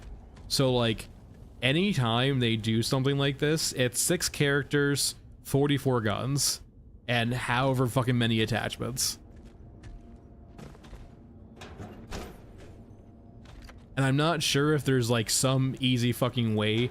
I mean, well, to be fair, lots of FPSs do it from just mirroring, right? They'll just mirror your gun on the other side. But I'm not sure how it works in third-person shooters. I mean, it's a mirror in FPSs, but FPSs get away with a fucking lot. Do you know that for an actual fact cat war boss? Oh yes, sorry, skeleton. Yeah, correct. Like, sure, they're all gonna have like they're gonna all have like the same skeleton, like bones for like referencing and just you know what's it called, moving animations over between. But like, I can't help but feel the way they've done things here. Well, actually, Cat War Boss, I'm not entirely sure. They have had issues, for example, of like, they've had to do a lot of work with the hands. Like there's been such a long period where different characters have had multiple different like bugged hands and like actual issues. It does, Brian. Actual issues with like the hand animations, right? Like that was the funniest thing with Shaman for the longest time too. It was like you would have really bugged hands. But that's my point though, right? Is like there's been instances in the past where like all of the characters had different issues with their hands and syncing up with the actual models of guns and attachments too, right?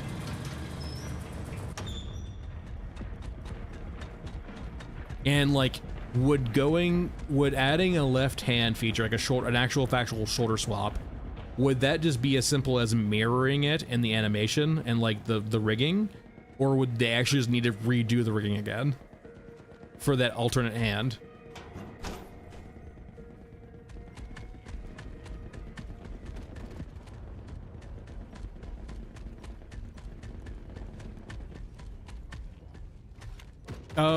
No, not really. I think, Brian, there's no cons for using any attachment in this game. It's just whatever, like, there's only pluses, no minuses.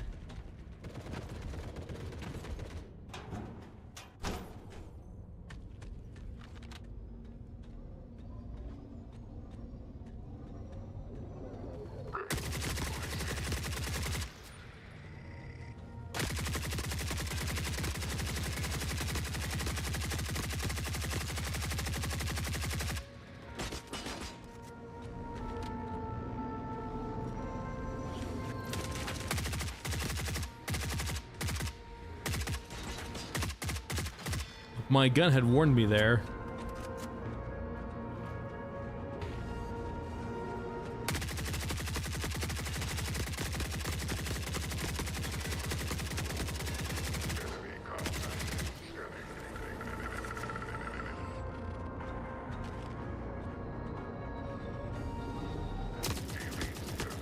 Well, gunhead will aim at the closest target. So like when I was looking over here and I saw my gunhead snap to the right, it told me that I was getting flanked, which is neat.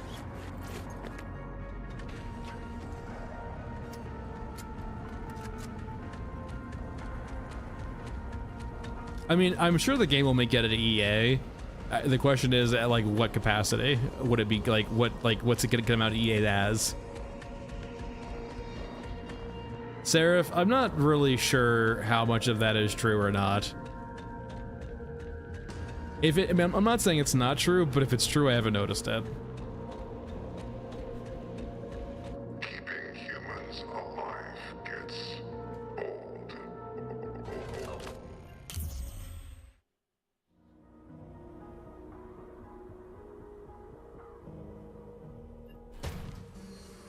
All right, let's see here.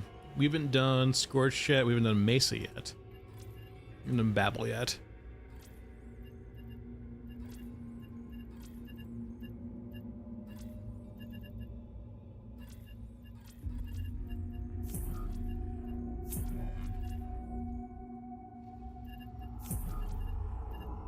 That's an easy one.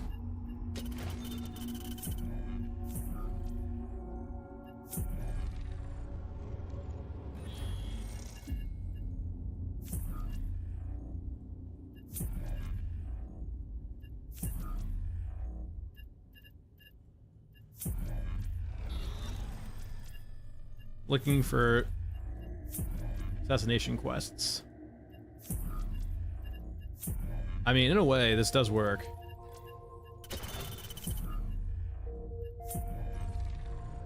Those are technically assassination quests, just very bulk assassination. There we go, Tormentor. Let's bring a jump.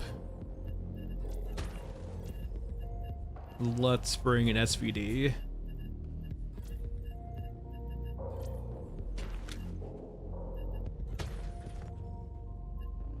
$762, that'd be plenty. And then just meds.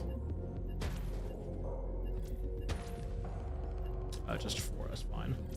And we're good. All right.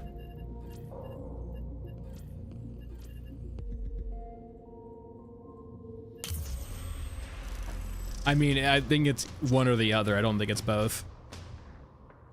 Seraph, I think it's kind of like one big task at a time, right?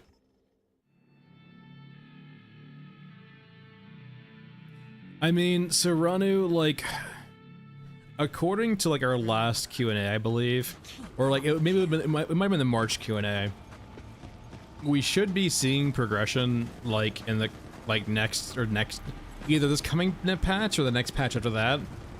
Granted, this was from Miles like back in March, so like, you know, things can change.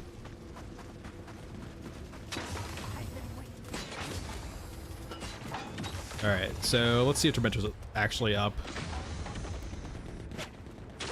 I do agree. I asked a question on the Q&As a while ago, and like I wasn't really a big fan of the response I got, because it felt like we were on just different wavelengths.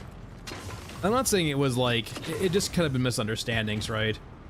But like I essentially asked about like, how do you motivate the player? How do you plan, like, are you going to be more open-ended, like a sandbox where the player needs to find their own fun, or are you going to like provide them like a scaffolding, right, of like progression and stuff like that?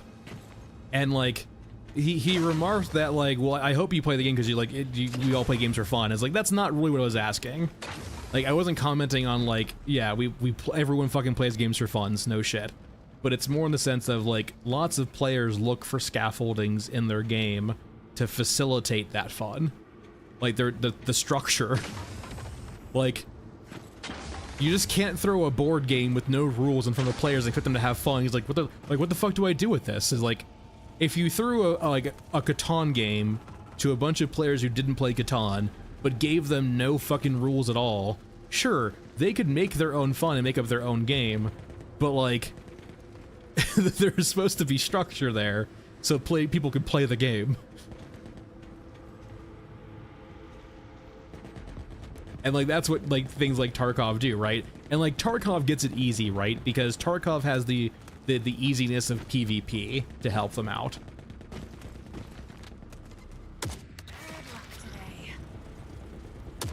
Like PvP makes games really easy, or game design really easy, because like your core drive is there, competition.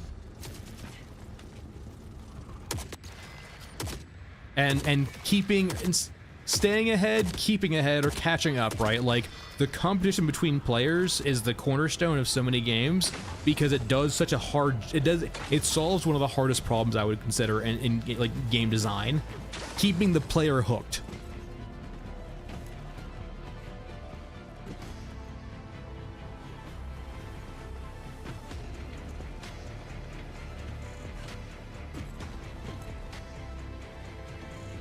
So I guess we're just shooting things.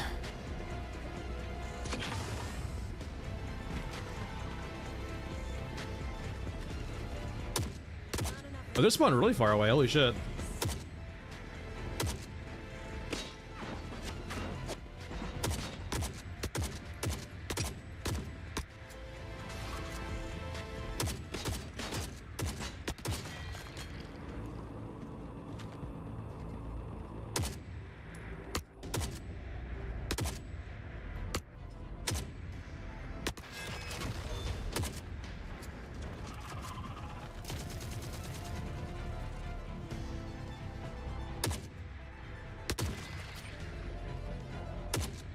Yo, come back. I'm shooting you.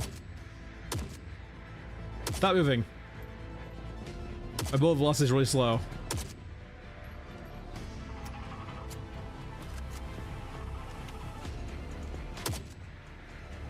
Not enough ammo.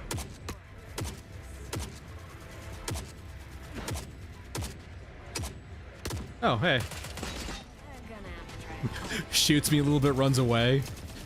Get back here, you damn coward.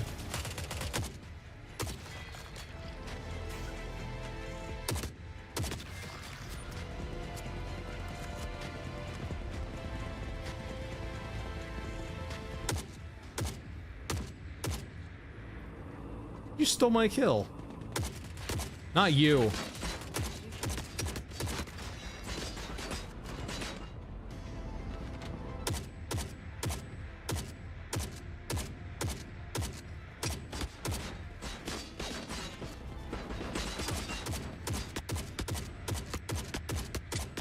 Alright, all the drones dead. Not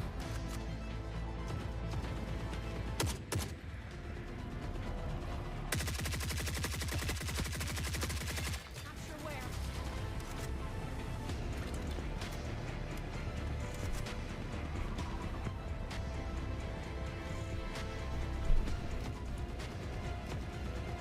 Not enough ammo. Alright, I need 6 more Eurasians. I definitely didn't kill that many Europans, but I think it gets bugged chronically all the time too. Or rather, I think it like persists. Like, if I recall correctly, the weird quirk about this bug with hostile expungement is like, if you play a few raids before you pick it up, it seems like you killing Europans before picking it up count toward the quest.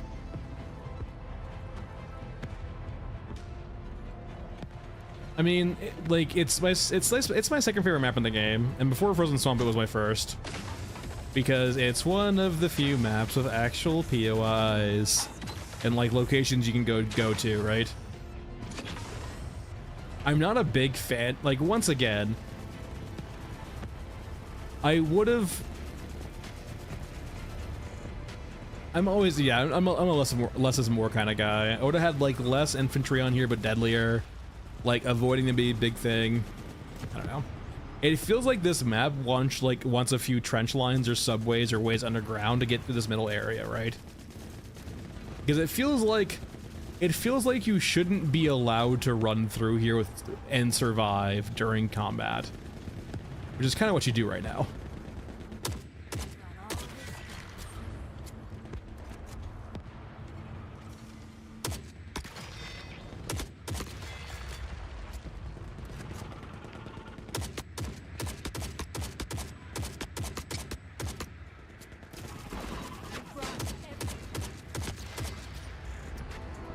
Alright, more Eurasians. That's a tank, not a Eurasian.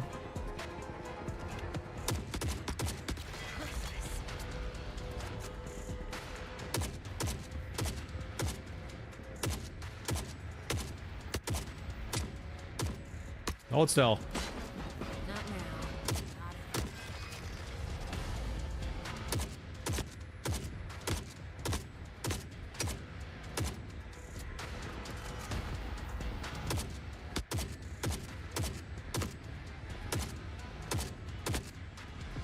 I feel like I'm playing fucking Space Invader right now, but 3D.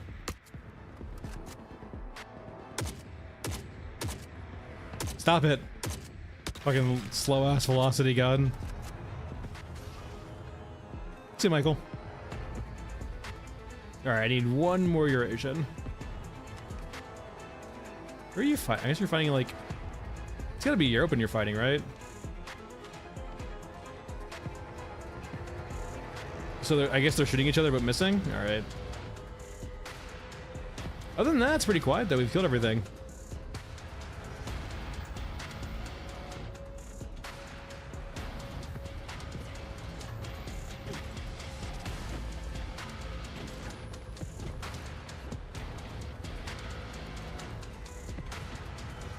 Oh, I mean, say 100%. No, I've raised this to them. I do have limited channels to Fun Dog, and I did raise one of the biggest points is onboarding, 100%. This game doesn't really have like a difficulty curve. It's just yes, and so like the player who has like 300 hours is going to experience the game in the exact same way as a player with 1. And like sometimes that's like part of the game design, right? Like roguelites do that all the time. It's like they do not change difficulty at all. But like part of roguelites is too, right? Is giving players upgrades to like help them get through that static difficulty. But no, I agree with you. The onboarding process is not good.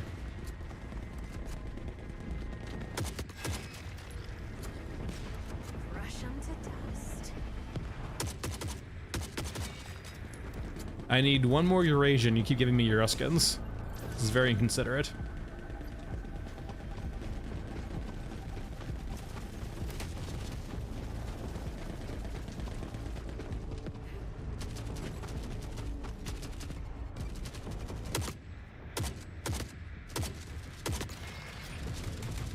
Oh, hold still. Come back.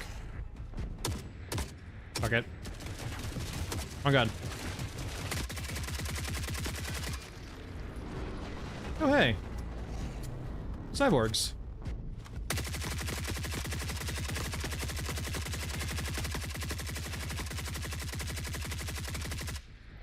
Huh.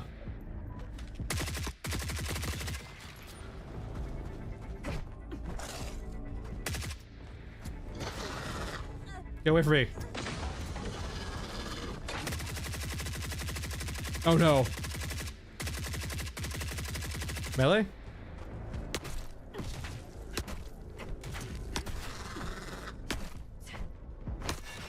Alright. That bug kind of still exists. Understood.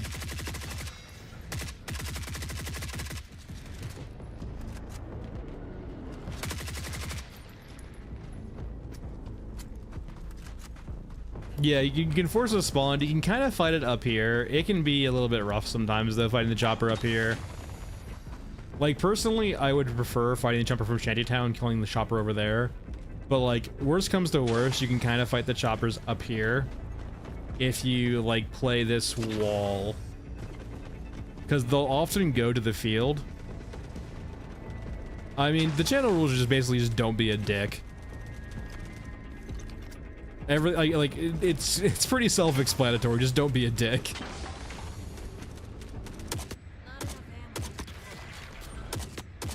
The golden rule.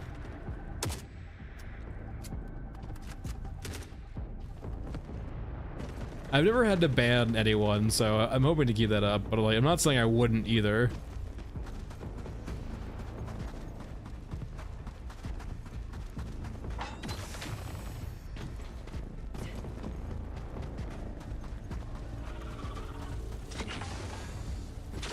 Hello, you. I said hello. I didn't say notice me, senpai.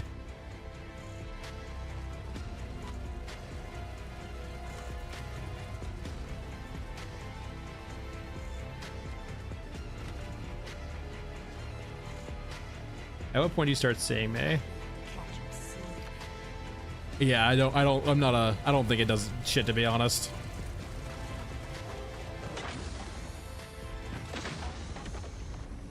Hey, Major. Another day, It was fine. another dollar. I mean, I can do a cemetery run. It won't be that interesting. I can do a cemetery run, though. Pick up a few quests.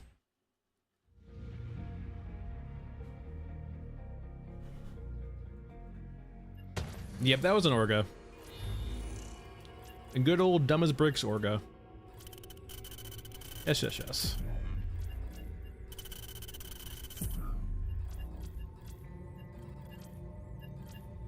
We'll take out the tunnel.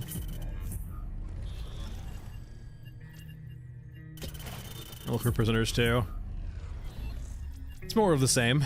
It's visually looks really good, but like it's got no depth to it at all. It's utterly kind of boring after like a couple runs because there's not anything there. It doesn't do anything new from the prior maps. It's still just like, yeah, there's just nothing there. All right, stealth backpack. Like, once again though, it visually, like, I can never fault them for making a bad looking map because they don't make bad looking maps. They just make very, very shallow maps. I don't really need ammo for this run because we're doing tunnel vision anyway, so we're good. Make sure we're spawning pipes.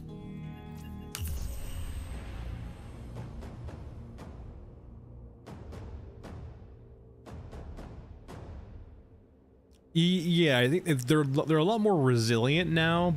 You can still strip the mechs, you just can't kill the mechs. So if you want to like rip off their guns and all that good stuff, you can do that. You just can't kill them. No idea, Webby. No idea.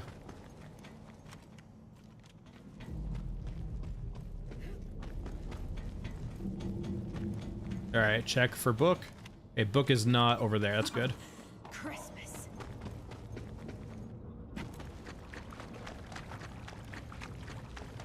That's true of most maps, Captain. Is a lot of maps don't really have ways of traversing the map in a stealthy manner.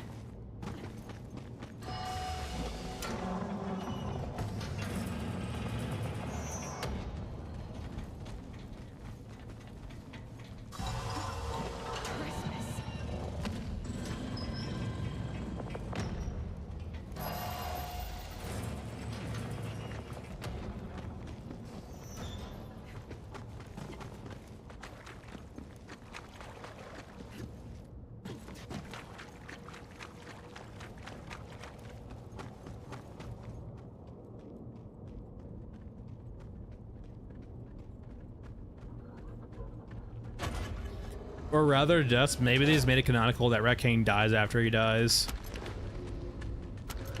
The only map, like in my own map tier list, right? Like Frozen Swamp is S tier, and relative to the other maps in the game, Frozen Swamp is S tier. Then Mesa, and then like Elephant. I might have had another B too. Elephant might have been my only B. I can't recall. I think there was one more B map. But like S tier was Frozen Swamp, A tier was Mesa, Elephant was B. I think there was one more B, but a lot of them like were lower than that. No, Blood, you cannot.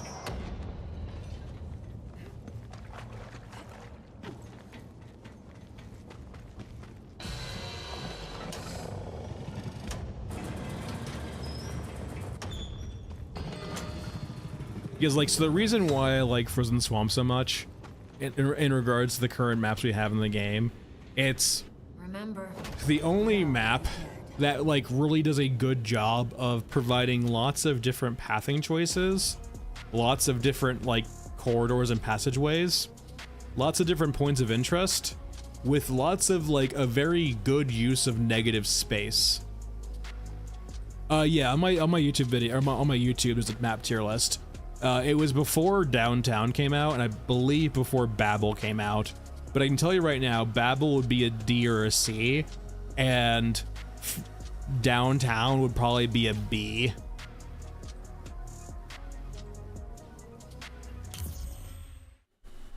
But the only thing really saving Downtown from being worse than a B is really just how aesthetically pleasing it is.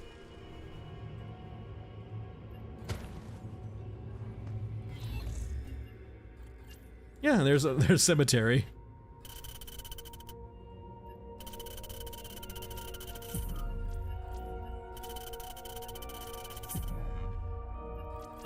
I'd give Downtown a B because I gave Elephant a B, and it's B in the context of all of the maps, right? So like when I'm comparing Babel, when I'm comparing Downtown to other maps, right? Like Stairway and Underground are DNFs, right? They rotate depending on my mood. I think I put Underground on D and Cemetery. I think I recall correctly. I put Stairway at F because Stairway has no redeeming factors.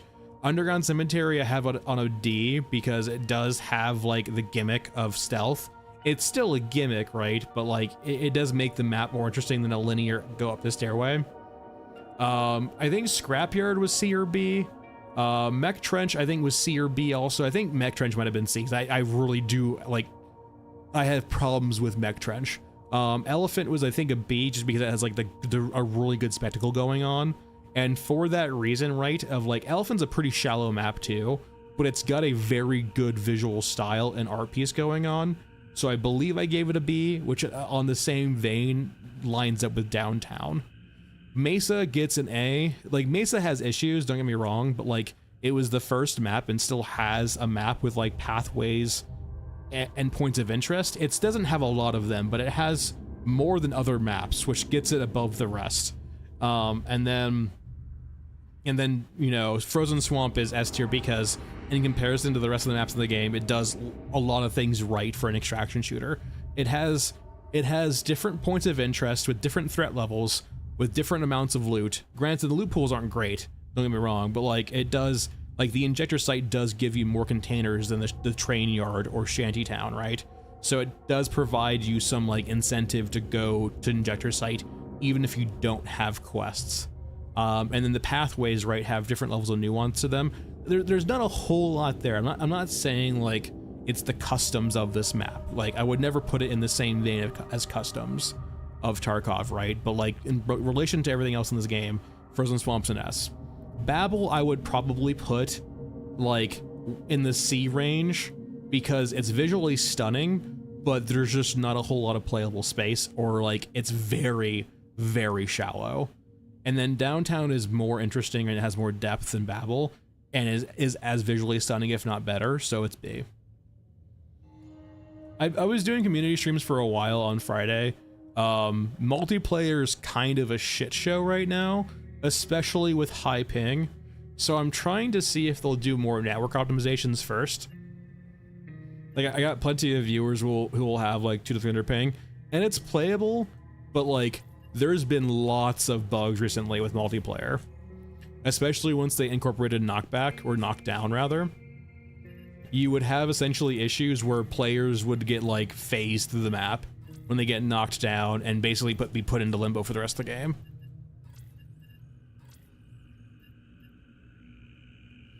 Like there was an issue where I think they finally installed a kill box under the floor for scenarios like that.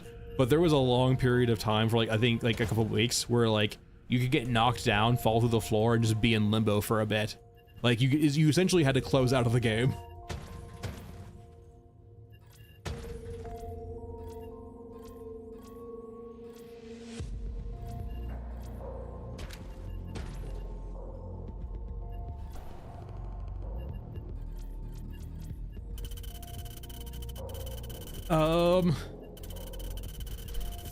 I can't really say, Brian. Yeah, they're rough for a lot of reasons, but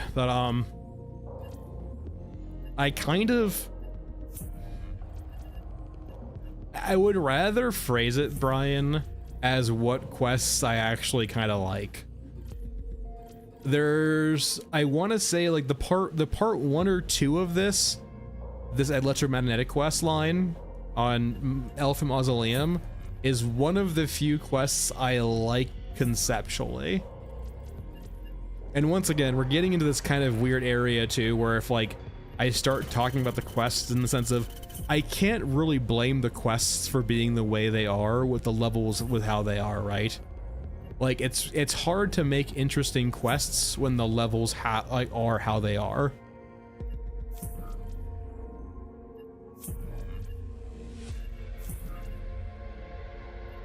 Like if you don't give anywhere like an area to put quests to make them interesting, how are they gonna make quests interesting? Spoiler alert, they're not. I believe if you're capped on water, you're actually better off, if you're looking for currency, farming water. Unless they changed it, I believe water should still give you, I want to say 25k credits if you are, there's two criteria. One, you need to have max water in your innards, and two, you need to have a character who's level capped. Not like level 50, but just needs to have the max amount of experience they can get. And then that it will convert any extra water to, I believe, 25k per, if I recall correctly.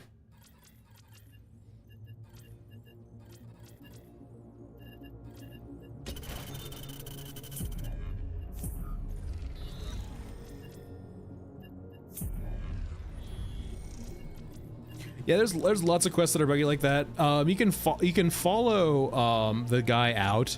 He does take a while to get to the exit, and typically speaking, he doesn't get targeted all that much, if at all. But there are plenty of instances where he can get really unlucky and just get accidentally murdered. I've absolutely seen that happen before. Especially considering like a few of his exits will have him like run across the death field with mechs.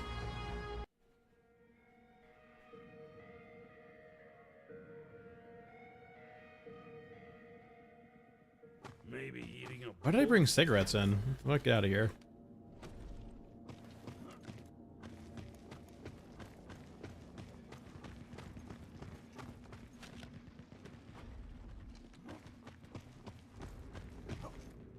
But like other than that, like they're actually, while we're here, this is one of the better rooms to do this in. Like if you're gonna bring in the rack and farm, one of the better things to do is spawn where I spawned and just come up here and sprint to the room over here. Like if you, for some reason you really want to farm money, or like you really need money, you can just come up here. There's large items up here you can grab, like in this corner. There's gonna be a lot in there though. You can also do Scorched Enclave and just do the locked room on Scorched Enclave for large items. There's lots of different maps you can do large item farms on.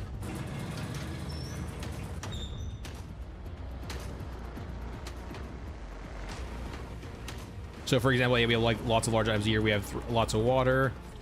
We have explosives, yeah, all good stuff. Yeah, like there's quite a few maps that have like decent loot areas that aren't really well guarded at all.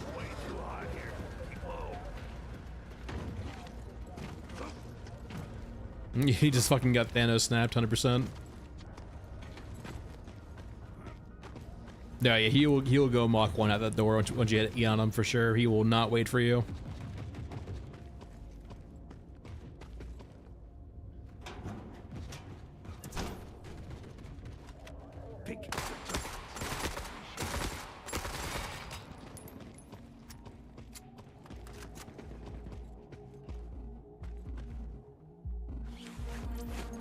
Well, the secret is just knowing that, like, honestly, the best way to survive is just, like, once again, like, you can play this game stealthy if you want. You are making your life harder. I mean, it's the beauty though, right? Like, it's a PvE solo game, right? You can play it however you want, at your own pace. If you want to play stealthy and slow, hey, go crazy. But, like, I will always regard myself as a low friction gamer, in a sense of I will generally take the path of least resistance in games. So like for Tarkov, in my opinion, because it was like designed this way, I really played this ratty sort of like survivalist style in Tarkov, where as long as I was doing my goal in a raid, like a quest or like something I was looking for, I would be fine not killing anything. And like in a way that's actually a great thing, right? Because like, you know, if you never take a fight, you can't lose a fight and die and lose your shit. But in this game though, considering the penalties for dying are so light, you know, the meds are plentiful and, you know, really easy to use. You have lots of ammo with guns that are pretty competent. It is just easier to mow things down. And for the few things you can't mow down, you can just sprint by. Way too hot here. Whoa. And like,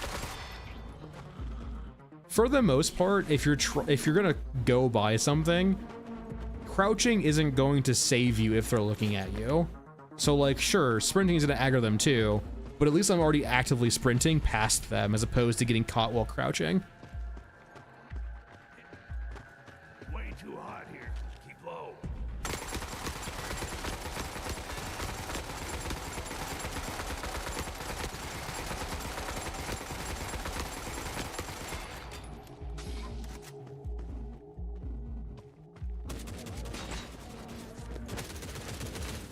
Where did the other squad come from?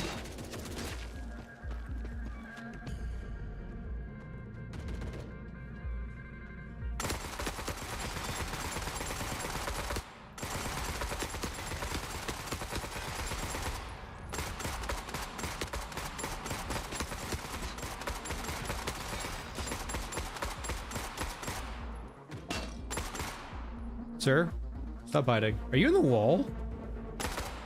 Work our way.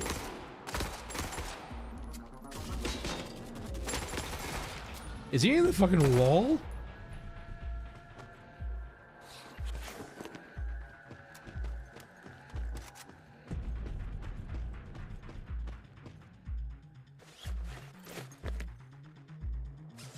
Okay, give me your stuff. I think he might be in the wall. He might be playing a very unfair game here. God, you guys respawn so quickly.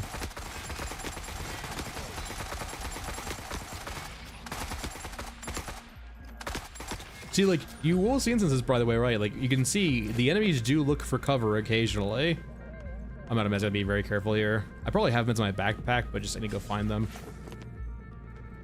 But like, like that last guy in the line went for cover. It does happen occasionally, but like, it doesn't stop me from murdering them.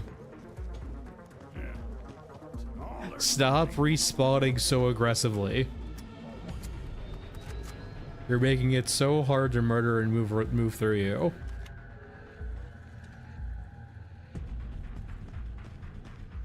Ignore all the bodies, by the way. Don't worry about them. Alright, drone. Just one.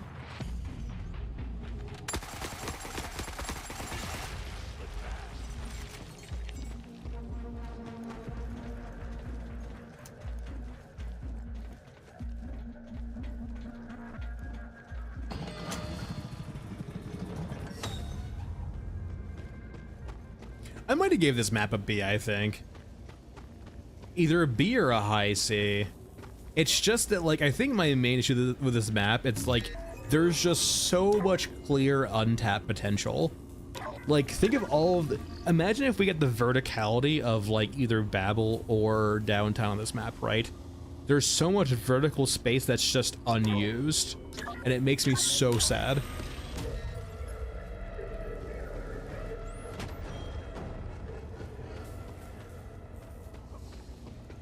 Can you kind of give me a bit more on that first person? And there's like, why, can you like give me like a quick TLDR of like the context of why Bungie is always bad? Like they are, is he saying that they're bad game makers? Is he saying that like they're bad people because they've always done like shady shit like stealing art? Or like, yeah, give me more context. Or just like they're every aspect of them is bad. It's not even just one particular thing, it's all bad. Fight ahead.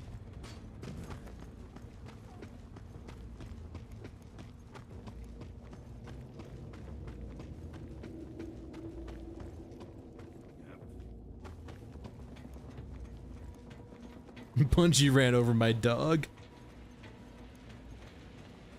Damn those on a day. So first person, I see your message, like, even though it doesn't show on chat. He said basically Bungie's always the fuck up. They can't seem to hit deadlines. I mean, that's not really like that. A company missing deadlines isn't really a novel thing. Once again, speaking from experience in software, deadlines get moved all the time. By entire years sometimes. On a bigger project that was like a 5-year project, I think it was a 4-year I think it was a 3-year project originally. Then it got pushed back to 4 years, and it got pushed back to 5 years. And the client was pissed, but like at the and I was on the outs, like the outer sphere of this project. I joined the company after this project was well underway. So I'm saying it's not my fault. And it wasn't anyway. But like deadline pushbacks in software happen all the time.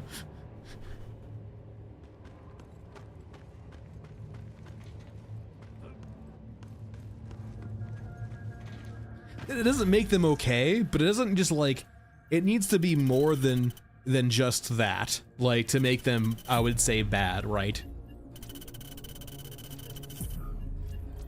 Like, sure, they clearly show they have a problem of overpromising, but like, that's just marketing.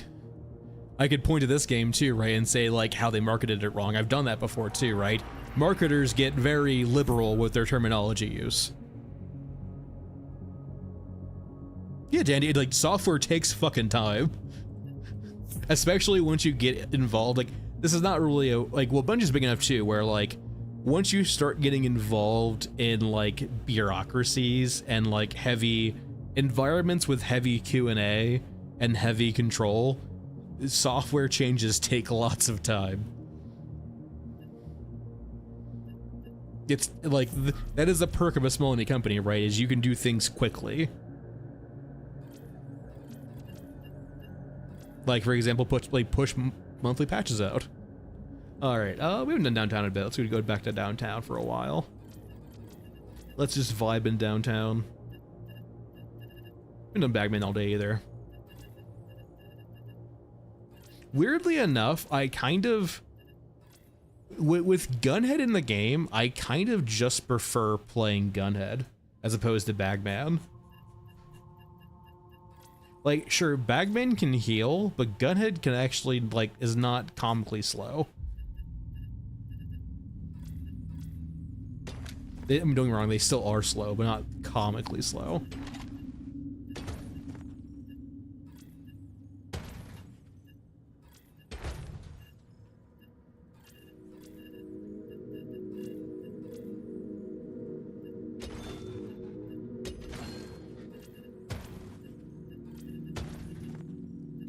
Alright, any quests for downtown? Sure. It's an easy enough quest, it's just killing an EOD. The freebie. Yeah, we can do that too. Apparently a chopper spawns, I think, now, because they fixed it, but we'll see.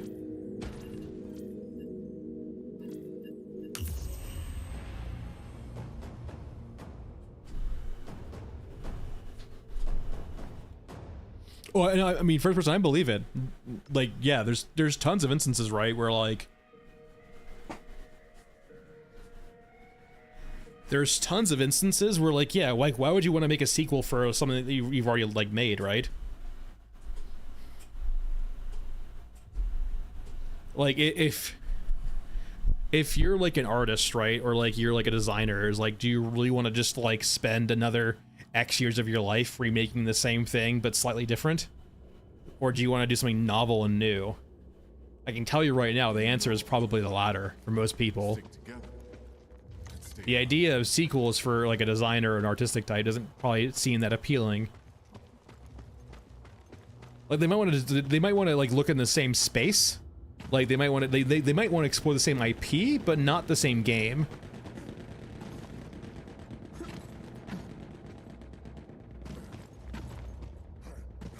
So I like that's a very like I can believe that right off the rip, right?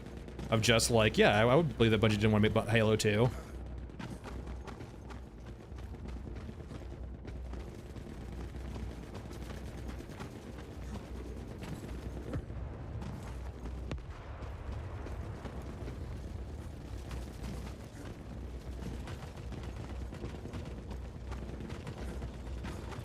I will say too, like, it generally doesn't happen all that much,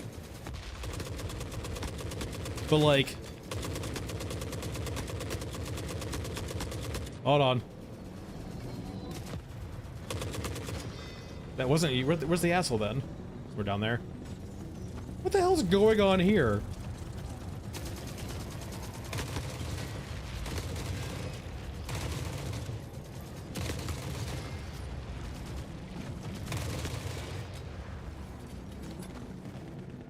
Fucking drone party. We're on the clock, people. Kill him quick. Where'd my little EOD go? He should be down there somewhere.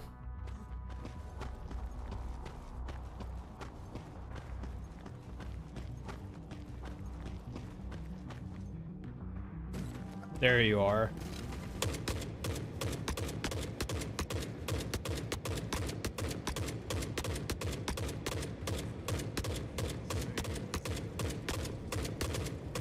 God, you're so tanky. I can't. There we go. All right, Psycho Killer.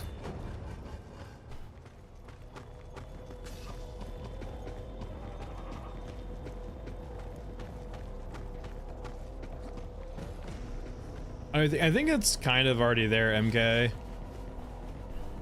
Like I said, I said this earlier, but I think it was before you joined. They've already done the hard part, right? Of like getting plenty of people bought into their art and their lore and kind of their setting. That I would say like that's the harder part of a game like this, right? Is like getting people bought into your game. And like they've done that, so now it's just like the other part of making the game.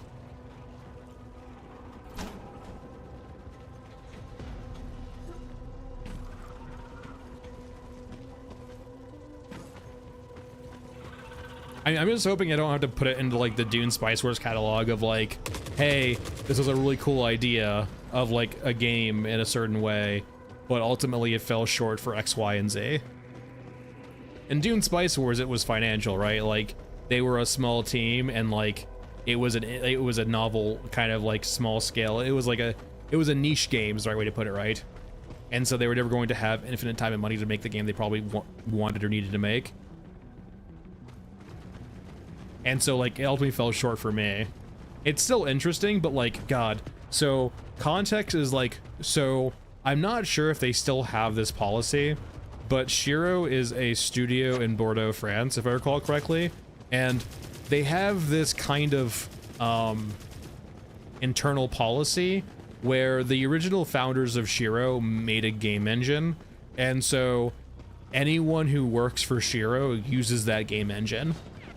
And so, like, a big aspect of Dune Spice Wars is lots of players wanted bigger maps and bigger, like, more than 4-player FFA, right?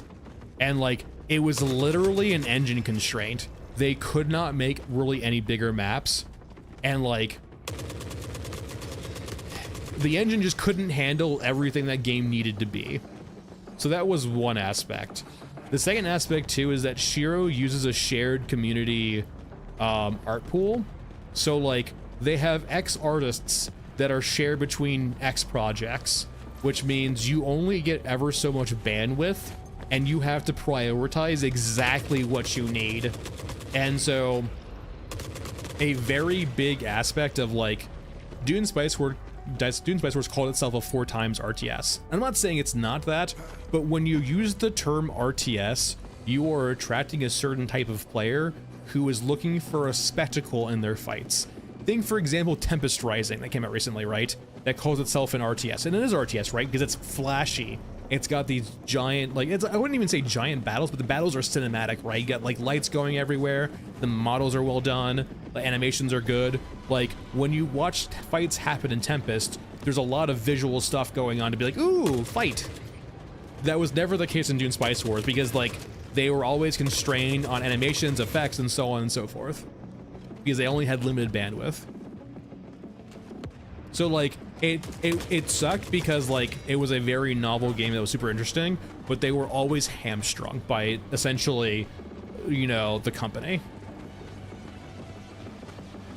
And like from a business side, right, I can't fault the company for not wanting to put all their eggs in one basket, especially for a niche game like that. But indie, like Shiro is an indie game company too, so that's kind of their thing.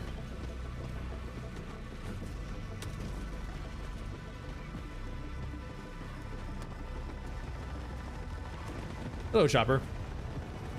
Hey, Mr. Grooves. Let me go blow up a fuel tank, I guess. Oh god. The EODs are bum rushing the tank with shotguns. Huh. This in a way is going kind of echoes my conversation earlier about like having some of these units not really be in the same AI patterns as the rest, because it does just feel weird when shotgunners rush a tank and like, I'm gonna kill you.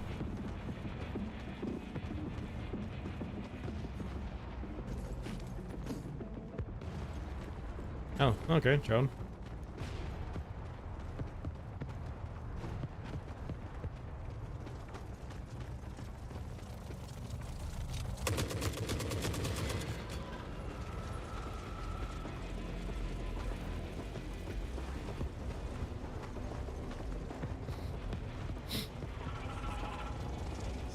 Does it go hard though?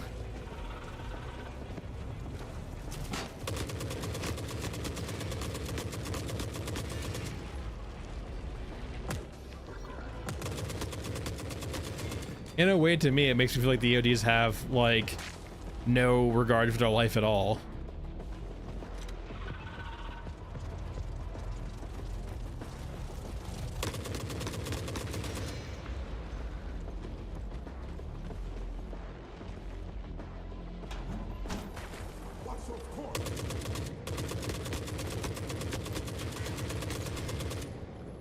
I mean, but like, we're not talking about necessarily like the gameplay limitation, right? But we're talking about like the cognitive dissonance of seeing people with shotguns rush a tank.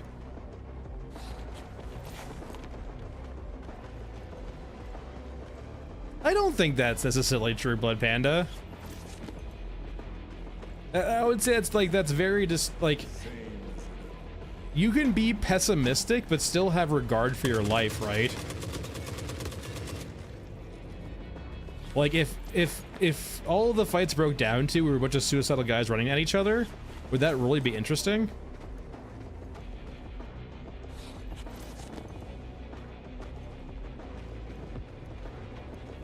Like, you're not gonna see a space marine run at a Titan just for fucking like aura farming.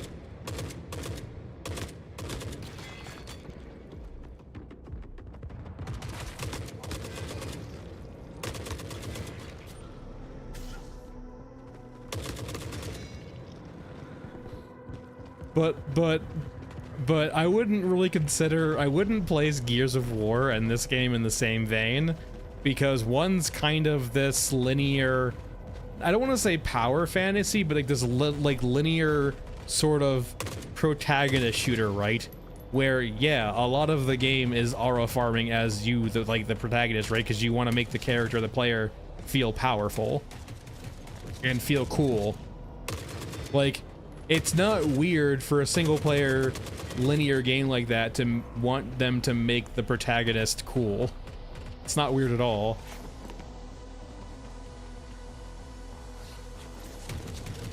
And like, in a way too, right? Like, if you're a fan of cover mechanics and like NPCs taking cover, you are a fan of NPCs valuing their life. Sure, it's smoke and mirrors, right? They don't truly have those feelings, but like it makes them feel like they do value their life.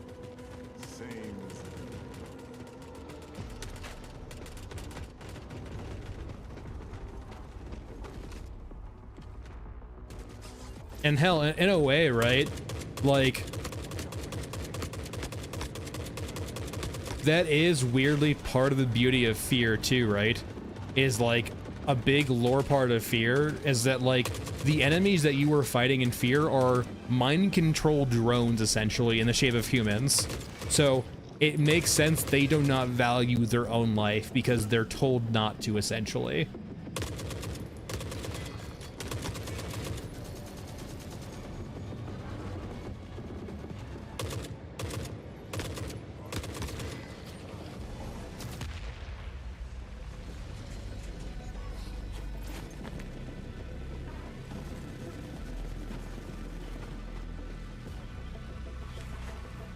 I'm not saying you can't have suicidal units. Like for example, cyborgs are a great suicidal unit because, like, yeah, naturally, they don't have free will. They're programmed to run at the enemy.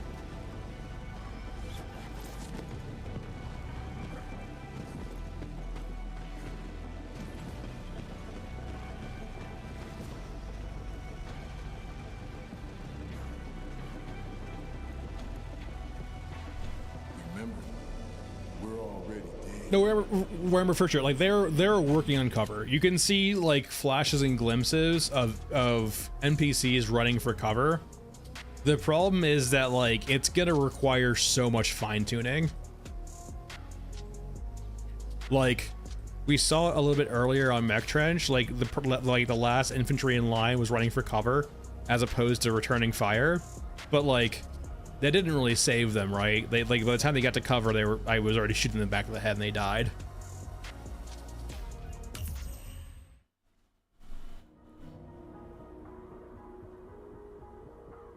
And partially that is like that's part of like the reason why the gunplay right now isn't good either, is because like if I have to control my recoil, or for example, if the SCAR is just a hard gun control in the first place, maybe I don't spray them down in time, and maybe I need to be taking cover too. And maybe that's why like enemies should be more lethal, right? Like I can't just shoot at them like out in the open like that. But once again though, I would say 40k is more ridiculous. I would say they're ridiculous in different ways though. All right, I haven't done Babel yet today, so let's do some Babel.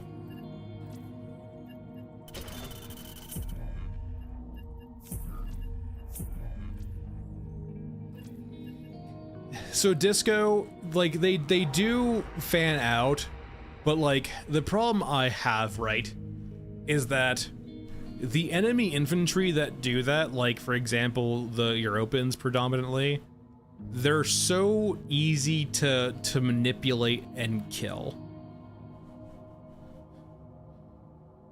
Like so they are doing wrong. I'm not saying they're not doing a better job. They are doing a better job, but it's that kind of weird nuance of like that's why AI is so fucking hard. It's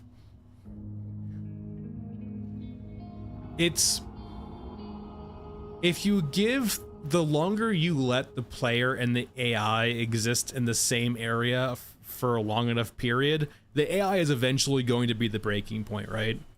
They're going to do something wrong. They're going to do something where like very clearly they're not smart. And I'm not saying it's easy, right? But like, I feel like the way they've currently designed the game really leans into two different like criterias, right? The areas where you instantly delete entire squads and they never got a like air time to shoot back or to do anything, or B, the fights go on long enough where the issues of the AI start cropping up.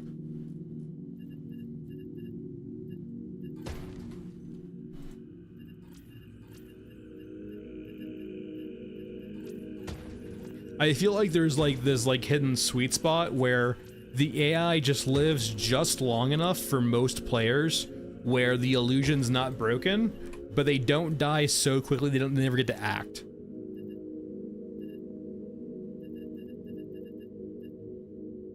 That should be enough bullets for Babel, I think.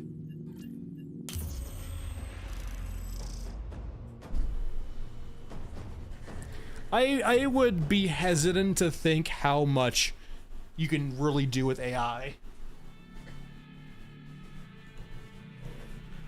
Like, just be, I am not saying AI isn't useful, but be cautious. Like, I'm sure there's plenty of studios and like interested in developing their own AIs, like LLMs for like doing actual AI stuff, right? But it's gonna have to be tailor-made because there's lots of limitations on AI that you don't really notice because it's not presented to you. Like, AIs cannot keep everything in memory. They and be performative, right? Like, even as you're talking to like ChatGPT over extended periods of time, they will just forget things constantly because they have to. They cannot store everything in memory. It's just too much for them to handle. And so like, if you're gonna be running like an LLM off your machine for this game, or like some kind of AI off your machine for this game, it might be able to do a lot organically, but I highly doubt it's gonna be performative.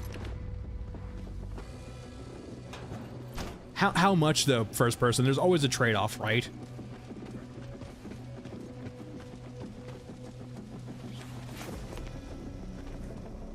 There's always a trade-off of storage space, of memory, of performance, of like the specifications you need. Oh, cool. Like, you can run this, like, this game runs off this LLM, right, of AI. And, well, no, first person, what it will do, like, what AIs will do is they'll condense your conversations to a few points. They will store things in memory for long periods, but they will have to condense down conversations all the time to bullet points, right? They cannot remember the entire conversation. I'm not an expert on Gemini. I'm saying that right now. I do not know how Gemini works. But like, on a whole level, LLMs will usually have to cheat. Because most software does that. Most software cheats in some capacity.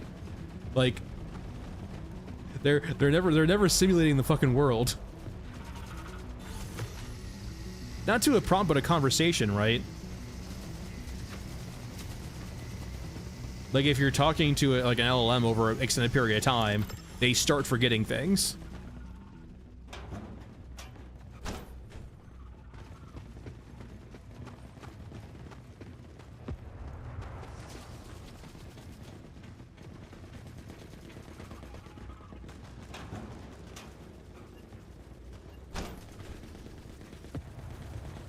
Yeah, but like, Nomad, the thing is more in the sense of, if you start getting to the point where you're like, let's have the AI in our game run off an LLM, right? Let's have it like just be this generative AI that tells the AI what to do, right? With certain prompts and criteria. Like, that's a novel concept in certain scenarios. Like, and some games have done that, right? Like, there's like a detective game that did that, right? But like, that's a very like performative way of doing it, right? So you're only ever talking to one person at a time. You're only ever having the LLM control one person with one prompt at a time. But like, if you had like an LLM or an AI trying to control what these units are doing in the game right now, the game would go to a fucking crawl, almost guaranteed. And sure, you can optimize for it too, right? But I feel like we're far still away from the point of like having games have the performance overhead to allow for just very inefficient LLMs to like take control of the AI. I'm sure there's game developers looking at ways of like having the AI be performative and run off basically what the AI currently is right now.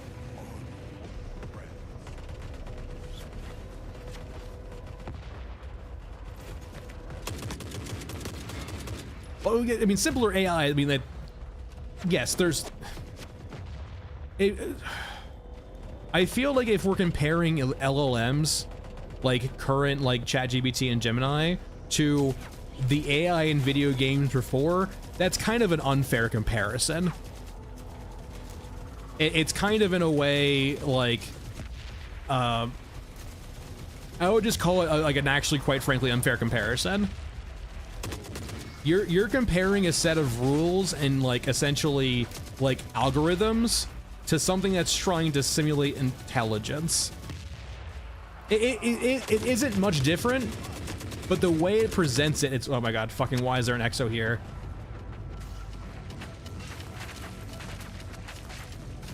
Leave me alone. Yep, this is fun. This is great. There's been plenty of games with AI directors, right? Which is just a set of rules and parameters and criteria of like what the thing can do at certain criteria, right? It's just very well done scripting. Fuck off. How am I alive right now? Fuck you, XO. Why are you even here? Imagine if a player didn't bring pneumatic jump and there's an XO on the bridge, we're fucked.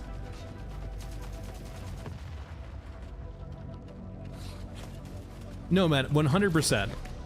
But like, I do not think like you can have equivalencies in comparison AI scripts for video games and LLMs, yes. But to say they're like the same, especially in regards to performance, is vastly unfair.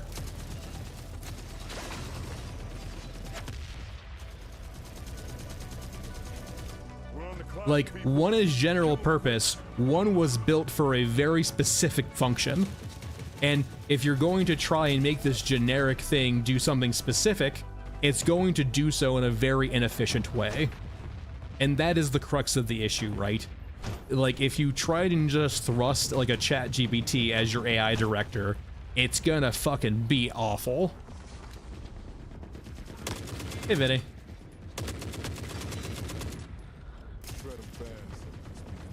Like, there are parallels, but one's designed with a very specific niche purpose and one is not. Exactly, that's the kind of the point, no matter, right? Is like, when you say you want to have ChatGPT run your AI, or have an LM run your AI, you're never going to have the performance overhead to run those in a realistic fashion.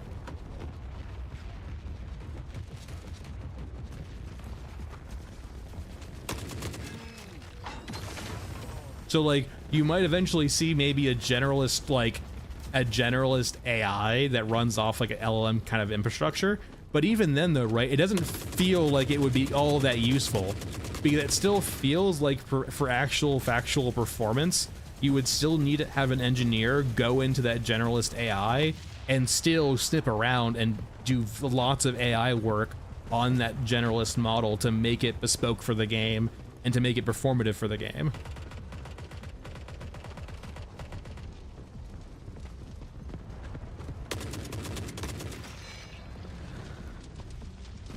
I mean, I'm not saying I want it, Nomad. Someone brought it up in chat. That's all I'm doing is responding to chat, man. I'm not saying I want that in games. I'm saying it's unrealistic to have in games. But like, when you, I mean, it's easy to tantalize though, right? Because like, if you ever talk to an AI, it feels really intelligent, but it's not. No, that's Vinny. I always appreciate Vinny, but whenever Vinny has me trained like Pavlov's dog to whenever he says my pal's back, I get 10 gift subs. So now I just start drooling whenever he shows up. Like a good Pavlov's dog.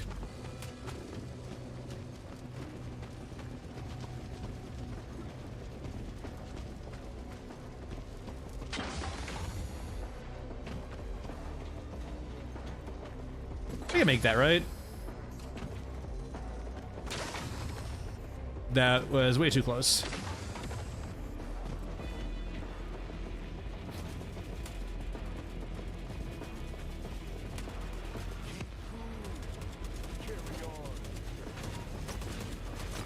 Oh, there's nothing over here. Why did I even come over here?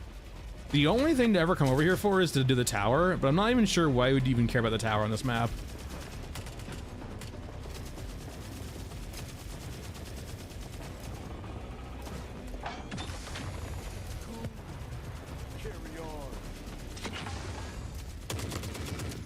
Whee!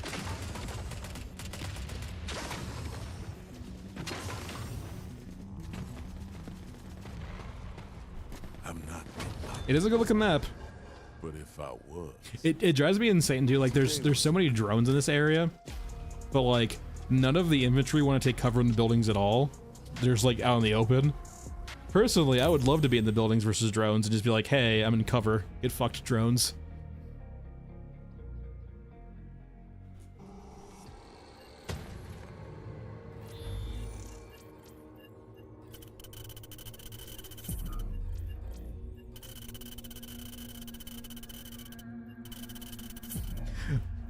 So Nomad, welcome to my conspiracy theory that they're in crunch to launch time.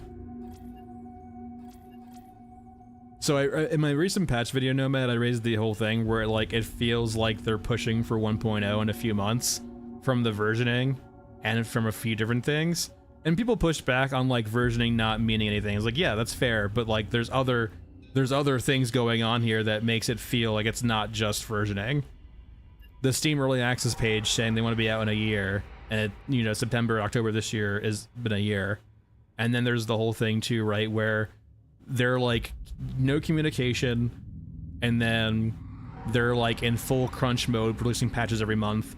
And like right now it seems like they're apparently very heavily focused from the Discord on like solving crashes and bugs as opposed to a whole lot else.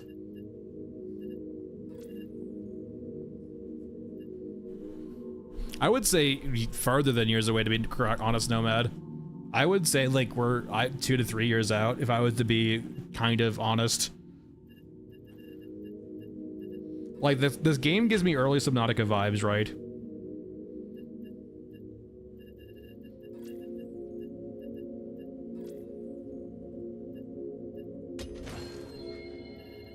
I mean, so like, yeah, there's plenty of people who like first saw the game from Merlo. I personally first saw the game from Rilla's, not Rilla's marketing, but Fun Dogs marketing. So like they're shorts and YouTube videos.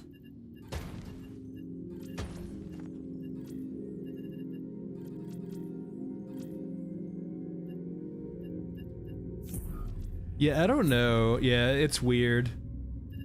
The only thing I can think of, Nomad, is like, yeah, it's financial in nature. Well, they're running out of runway and gotta get something ready to ship.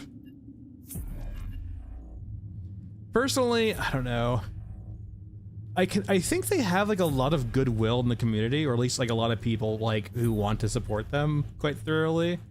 And it feels like, going back to a prior point in our conversation earlier about how their attitude and design philosophy and style might be in a way like a middle finger to corporate America, like corporate gaming, in regards to the merch, to regards to like design, in regards to like, you know, having, you know, designers or bureaucrats say no to certain ideas.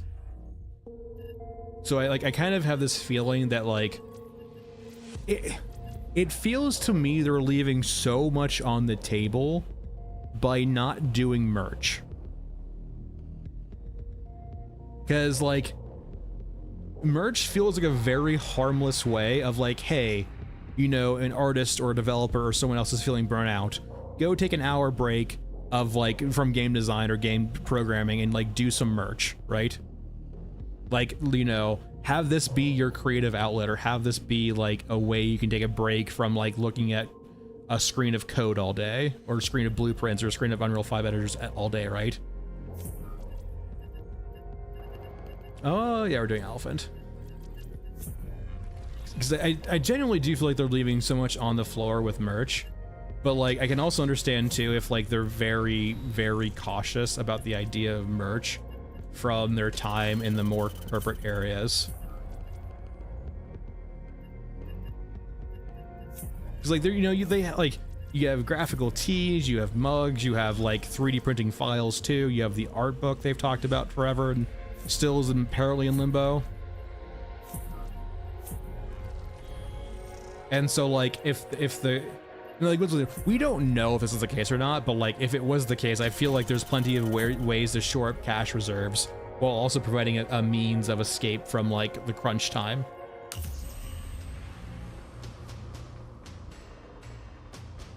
Well, first person, without corporate, there's limited finances, right? Heavily limited. Like, you can take out small business loans, you can take out personal loans, you can do all stuff like that, right? Like, what was the thing with Baldur's Gate 3? Like, the guy in charge of Larian, right, basically said, like, if Baldur's Gate 3 failed, they were going to go bankrupt because they were massively in debt, right? Like, I think they're self-published, right? Larian is. So, like, they didn't have a publisher. They didn't have ways of making the money, so all they did was, like, previous games, and then, like, they went to a private equity or, like, a bank and said, like, hey, can we get a loan for, like, X period or, like, you know, for X amount? But he's on record saying, basically saying, like, if Baldur's Gate 3 did not do well, that, you know, Larian would have closed. That's kind of the gambles and risks you take, right? Granted, like, Larian has a track record too, right? They have, like, lots of games under their belt to know they could do it. So they had faith in themselves.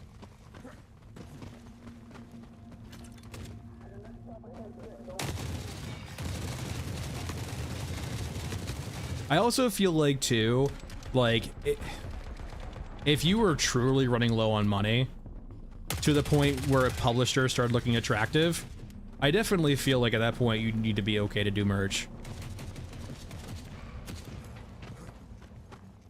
Well, rather, House, what I'm kind of saying, though, right, is, like, whenever you've had the extreme of one thing, sometimes it can be a natural reaction, like a reflex, to do the extreme of the other as a form of protest, right?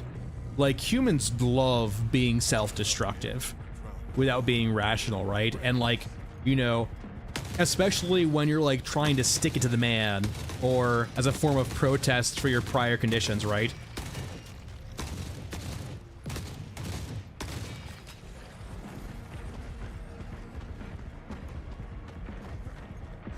Oh, hey. I don't think I can kill you anymore, right? It's a very sad day. What are you shooting? Oh, he's shooting. He's very poorly shooting something. Are we gonna watch Wrecking die?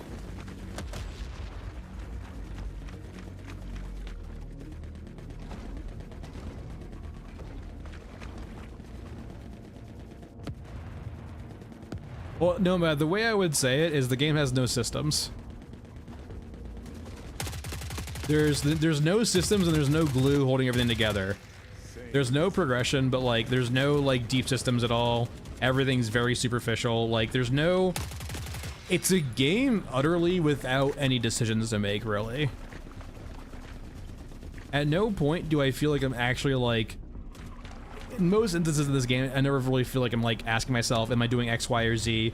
What's the cost of doing X, Y, and Z? Like, you know, is there risk in Y or Z? Yeah, there's no stakes either. There's no punishment. There's lots of, like, there's lots of, like, just systems design missing is how I would phrase it. Things that go together, mesh together into, like, cohesive design picture. It feels like a bunch of siloed systems and things put together because they're cool. I wouldn't even say, I would say that, like, I would say it's more the skeleton. Hey, Mr. Gramps. I would almost like say it's more the skeleton, though, right? Like, I would say the muscle is there. I would say the actual skeleton to support everything's not there. It's just different in, like, different ways of, like, looking at it, though, right? Like, both are probably perfectly accurate from where we are mentally. But for me, like, I view those systems as, like, necessary support for everything else. Like, they're not foundational. Like, I would consider that the foundational things, like, the actual organs themselves, right? The things that, like, actually make things, like, work, the organs. But, like, the actual scaffolding that is not there. Poor, dumb Rat King. Well, like... In a way, first person, I'm not sure if there should ever be like a pure win condition, but there definitely needs to be things that kind of feel like a conclusion, right? It's always been like my critique of Tarkov, right? Is like we've never escaped from Tarkov. There's never been a there doesn't need to be an ending, but there needs to be a conclusion. Is this aura farming, chat? Is this what this is? Is this just racking or aura farming?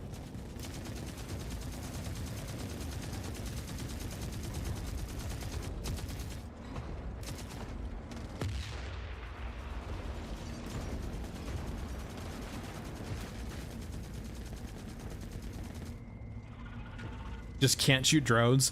You have a massive sea whiz on your back and you can't shoot the drones. Oh no, he does that sea whiz on the back. He actually can't deal with aerial threats.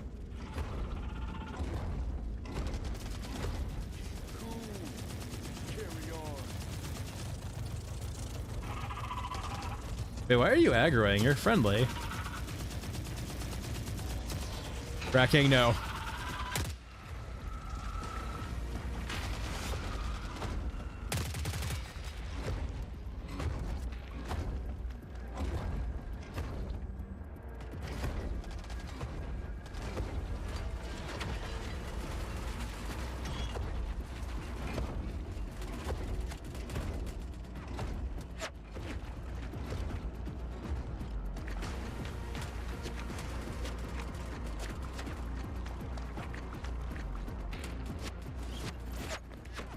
You're doing a terrible job, by the way. Go faster.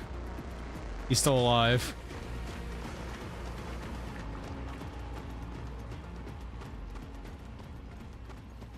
Yeah, I mean, Nomad, in a way, it's just different philosophies, I think, because personally, I would consider a lot of what you're describing muscle as, like, as part of the skeleton, right? Like, it's necessary for the game to exist in a capacity.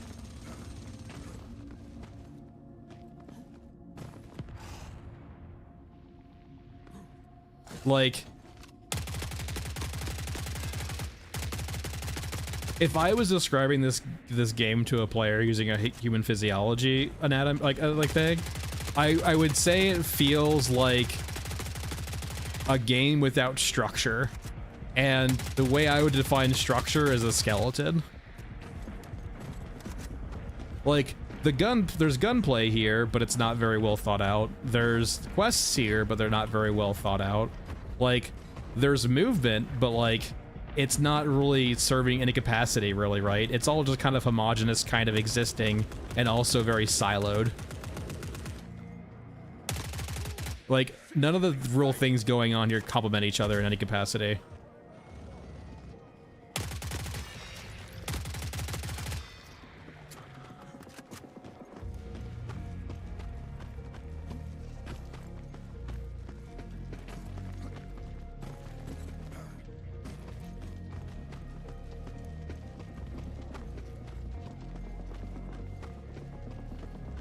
But like, I would say, for example, like, I don't know, I can't really share too much, but like, for reasons, I'll just leave it at different philosophies or different perspectives. I don't want to get too into it, because I could show you more, but I actually literally can't.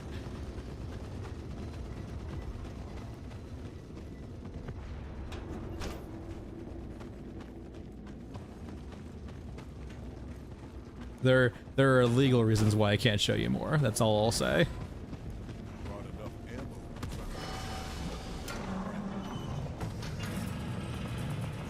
Alright, let's go help some civilians. The medium mechs aren't invincible. It just takes them fucking forever, if I recall, to each other to kill each other. Yeah, war boss.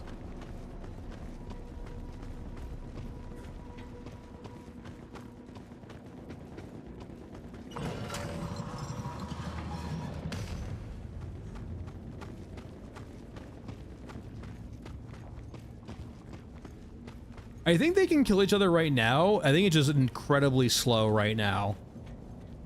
They fixed, like, you can still strip medium mechs, but like they're like very tanky. They're much tankier now.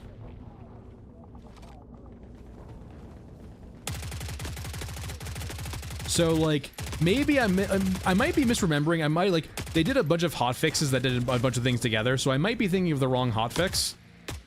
So this might not still be the case, but like, I remember like some melees where like it took a while, but they eventually killed each other.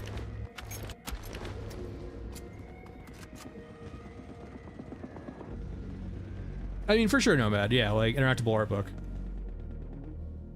Granted, they didn't sell it as that, so like that's a massive issue. Rillo sold it as that. They did not sell it as that. So they added in a mechanic to stagger those enemies. So like if you shoot a dog with a grenade launcher, it will stagger it for like a second or two to help you get away, but that's really about it.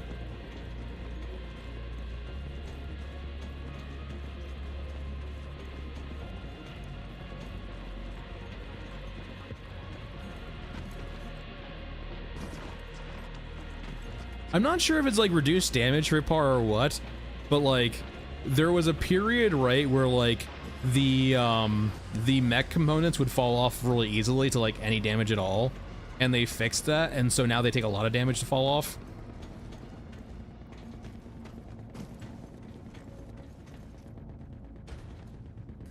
I mean, we can go bully a medium mech right now. Well, not right now, but next run.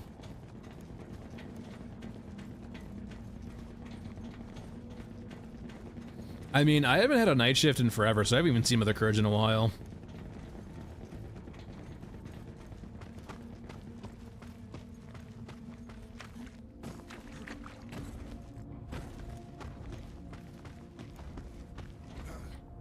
Maybe we'll see the Stiltwalker over here.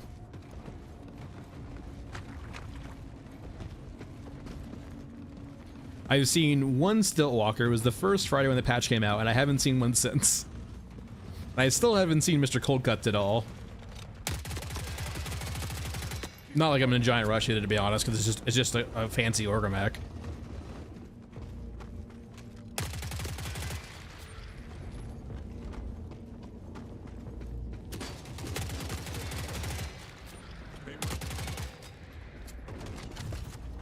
Yes, yes, hunter killers, blah blah blah.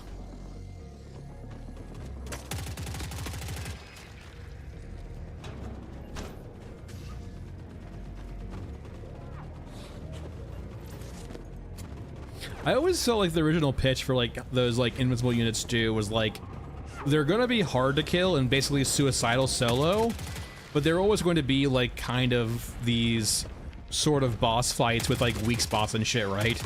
Where it'd be like a team effort. And like we technically have that with the railgun, but like it's such a watered down version of that original concept of the pitch. Yeah, but Nomad, but the map's small. They can't throw the Stiltwalker very far away.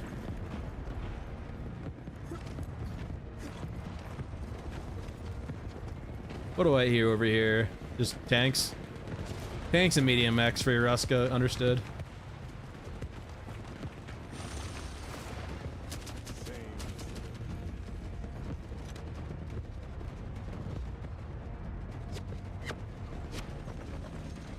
Yeah, definitely the nomenclature plasma rings a lot true.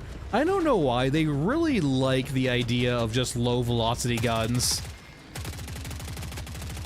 I'm actually weirdly pumped to try out BF6 to see how it feels. Because allegedly or apparently,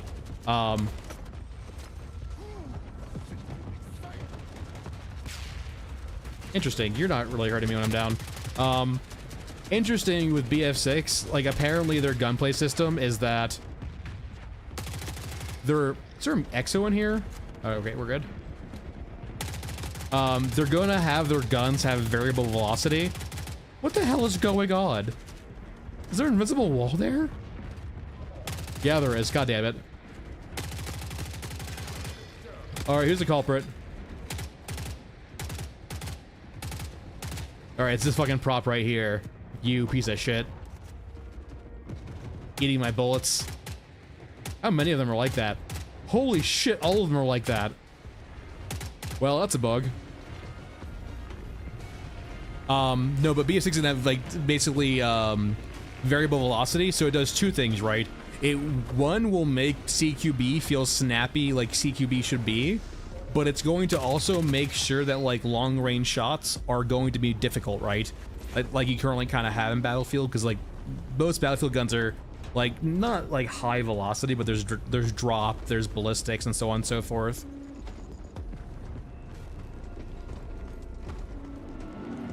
Oh man.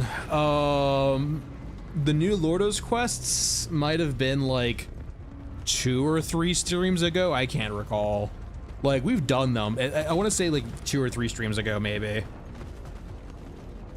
It really isn't that interesting. It's just killing brawlers a lot.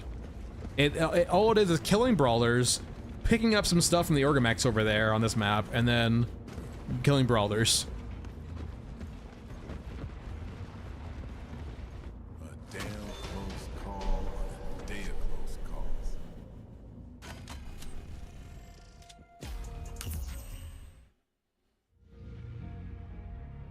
It looked like a lot of the maps are urban so far, first person, so it should be perfectly fine.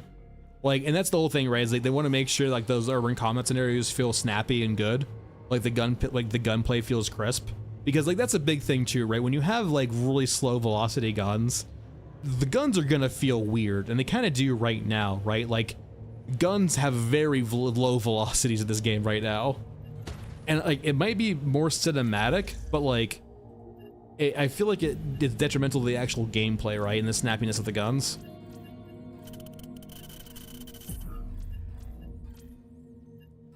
If I was designing their weapon play, I would lean to snappier guns, but just have them like have recoil and stability issues, right? Like make them scarce ammo wise too, right? And make upgrades for them sparse and far between. Like when every single one of your guns has like 50 to 100 round drum mags with no downsides. Well, yeah. No wonder your players are killing literally everything. All right.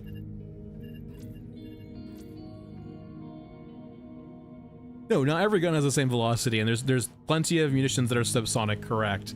But predominantly in this game, lots of guns are way too low velocity. Hold on. I can show you. I mean, when we were sniping on fucking Mesa earlier, you could see it. But, well, I mean, I'll show it again.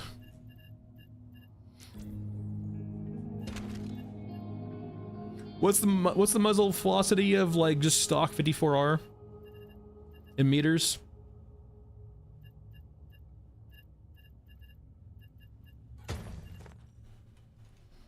And we'll get our 36M also, because it's a good counterpoint.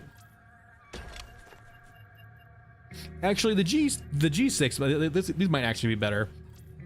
I know the velocity and the 50 cals also here are very, very, very weird.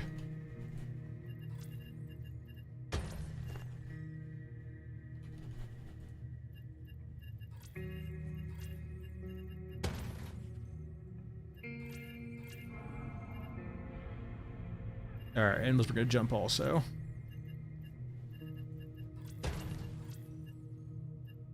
And Ashen.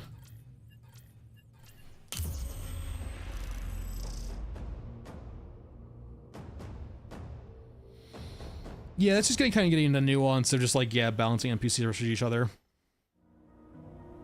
Oh no, man, like, yeah, if they give the community mod tools, it'll be fine. I really just don't think right now, like, I haven't looked at the modding channel in a while, but is the modding channel on the Discord just literally asset flips right now still? Or has, like, anyone figured out how to actually do more than that? I'm sure there's, like, cheat engine stuff, but, like,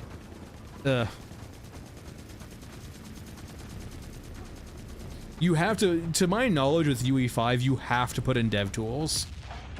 Like, you have to basically mod in the modularity of the game. It's not gonna be native. Yeah, the Nexus mods is all just asset flips, right? It's all it is it's replacing an asset and then recompiling the game. All right, so velocity. 144. That's like it's probably like a solid half a second, I would think. Well, no, it's the easiest thing to do, and in a way, it's the only thing you can fucking do right now. We decide what happens next. It's like 100-ish meters away. Like, you gotta be honest, like that is low velocity. That doesn't feel snappy, right? Like, and I get in the sense like it's a small map, so like you're never, if you have guns with realistic velocities, like the maps aren't big enough to, like you'd be able to shoot across the map and like dome things, right? But you can't tell me that doesn't like look weird in regards to like velocity, right?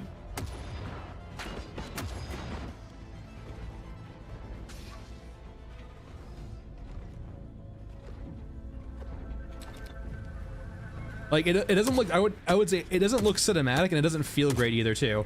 And this is better, don't get me wrong. The 54R, it's probably about a third of a second, but like 100 meters away should be like instant for this gun, I feel like, right? Hold on, what's the meters a second for a 54R round?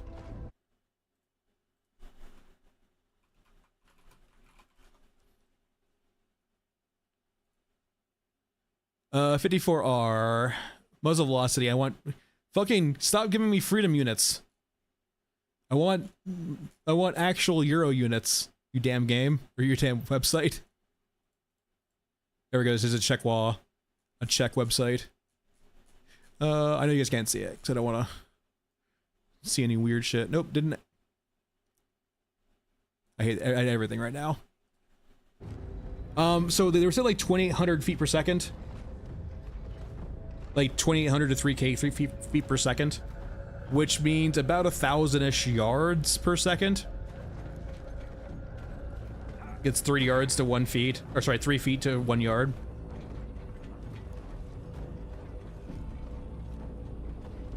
Why is that mentally sounding wrong to me right now? I'm gonna fucking do measurement forever. It's 3 feet to a yard, right? Am I fucking crazy? Yeah, 3 feet to a yard, because it's 30 feet for a fucking, yeah, 30 feet to a, 10 yards, okay, yeah. And it's not equivalent, but like it's around a yard is approximately a meter. It's really not, but it's close enough. So we're looking like 800-900 like meters a second, probably, maybe 1,000. More like 800-900.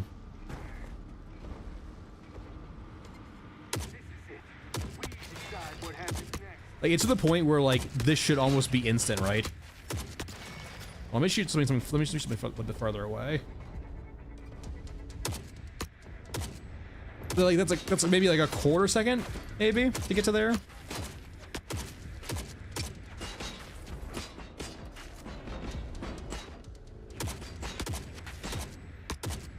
It's also the accuracy too, by the way.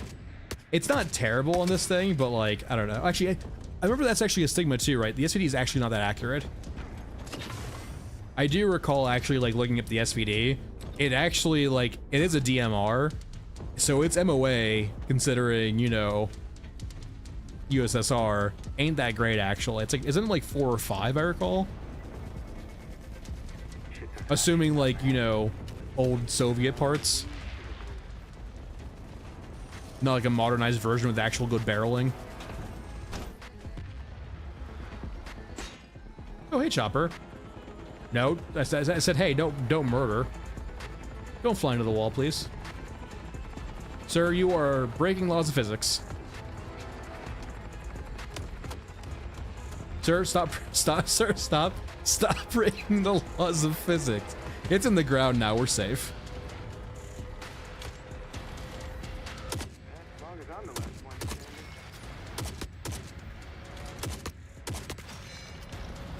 I don't know, yeah, I don't know where it came from, but there was like this idea that the SVD was like a very like accurate gun. And it was never really designed to be all that accurate.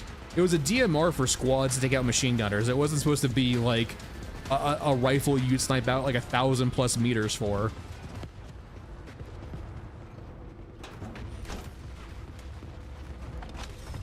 I picked up too many pictures, I'm sorry.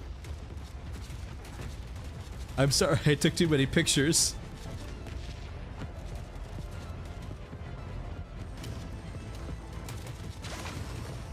Please forgive me. Alright, what HQ did we get? I think they spotted us. I didn't mean to, I'm sorry. It was just pictures. Oh yeah, we're good. It's just EODs, we're fine. I have no, I don't feel sorry anymore. They had it coming. These are my pictures now.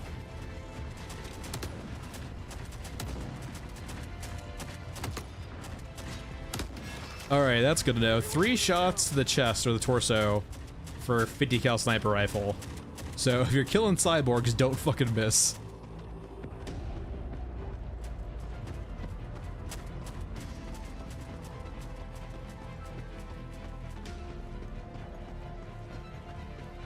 But no, Matt, going back to your point too, if they give out mod tools, I'm gonna be so fucking deep in the tank making maps, you wouldn't even fucking know. I'm going to find the perfect balance of how big I can make maps and then, you know, yeah, basically. I will make map big.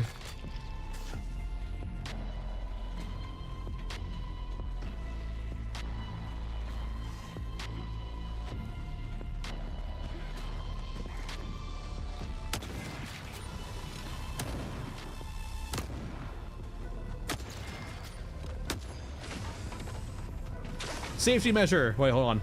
I have an idea. Up we go. Up we go. Up we go. Up we go.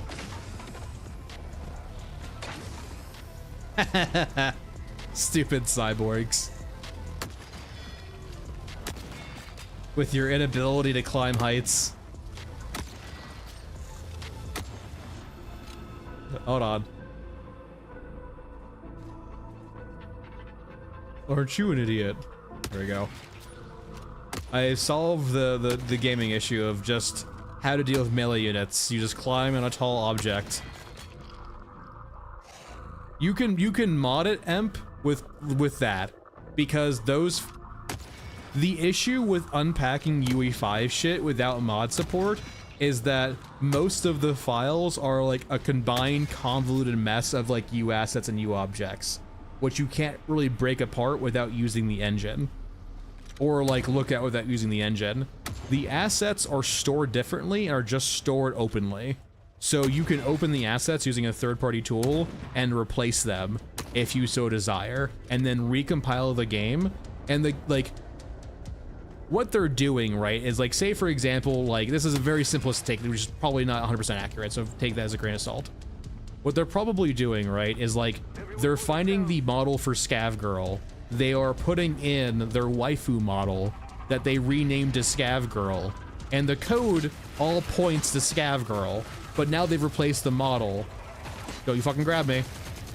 Now they've replaced the model, so it now just uses the new model for Scav Girl. Because again, it doesn't know any better.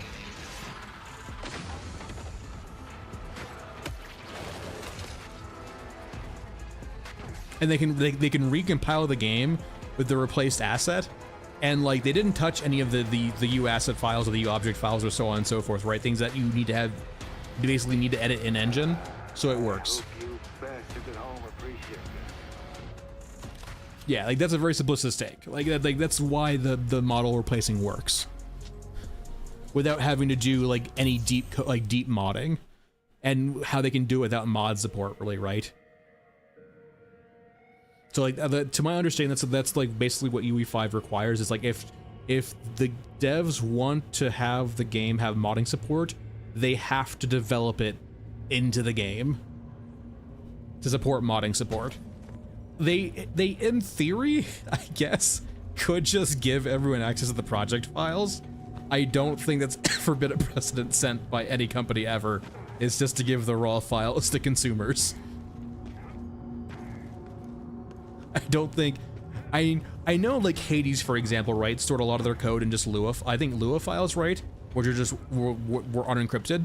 So you could like, I think for Hades, just go to your folder and like, if you wanted to mod the game, you could just open up the Lua files and just start modding the game. I think that was a thing in Hades. So like it's a very moddable game, because you open the files, change whatever you want, you know, close it back up and save it, and you're good to go. Yeah, I did fucking Lua back in Arma in the day, dude. That shit was funny as shit. Alright, anyway, that's it for today, everyone. Thanks for watching. Be back on Wednesday. New video in the works. It's gonna be more of a generic video, just talking about a gaming subject. I won't uncover just yet, but we'll see how it does. See you guys on Wednesday. Take it easy. Maybe we'll see patches. Probably end of the month. Anyway, bye all.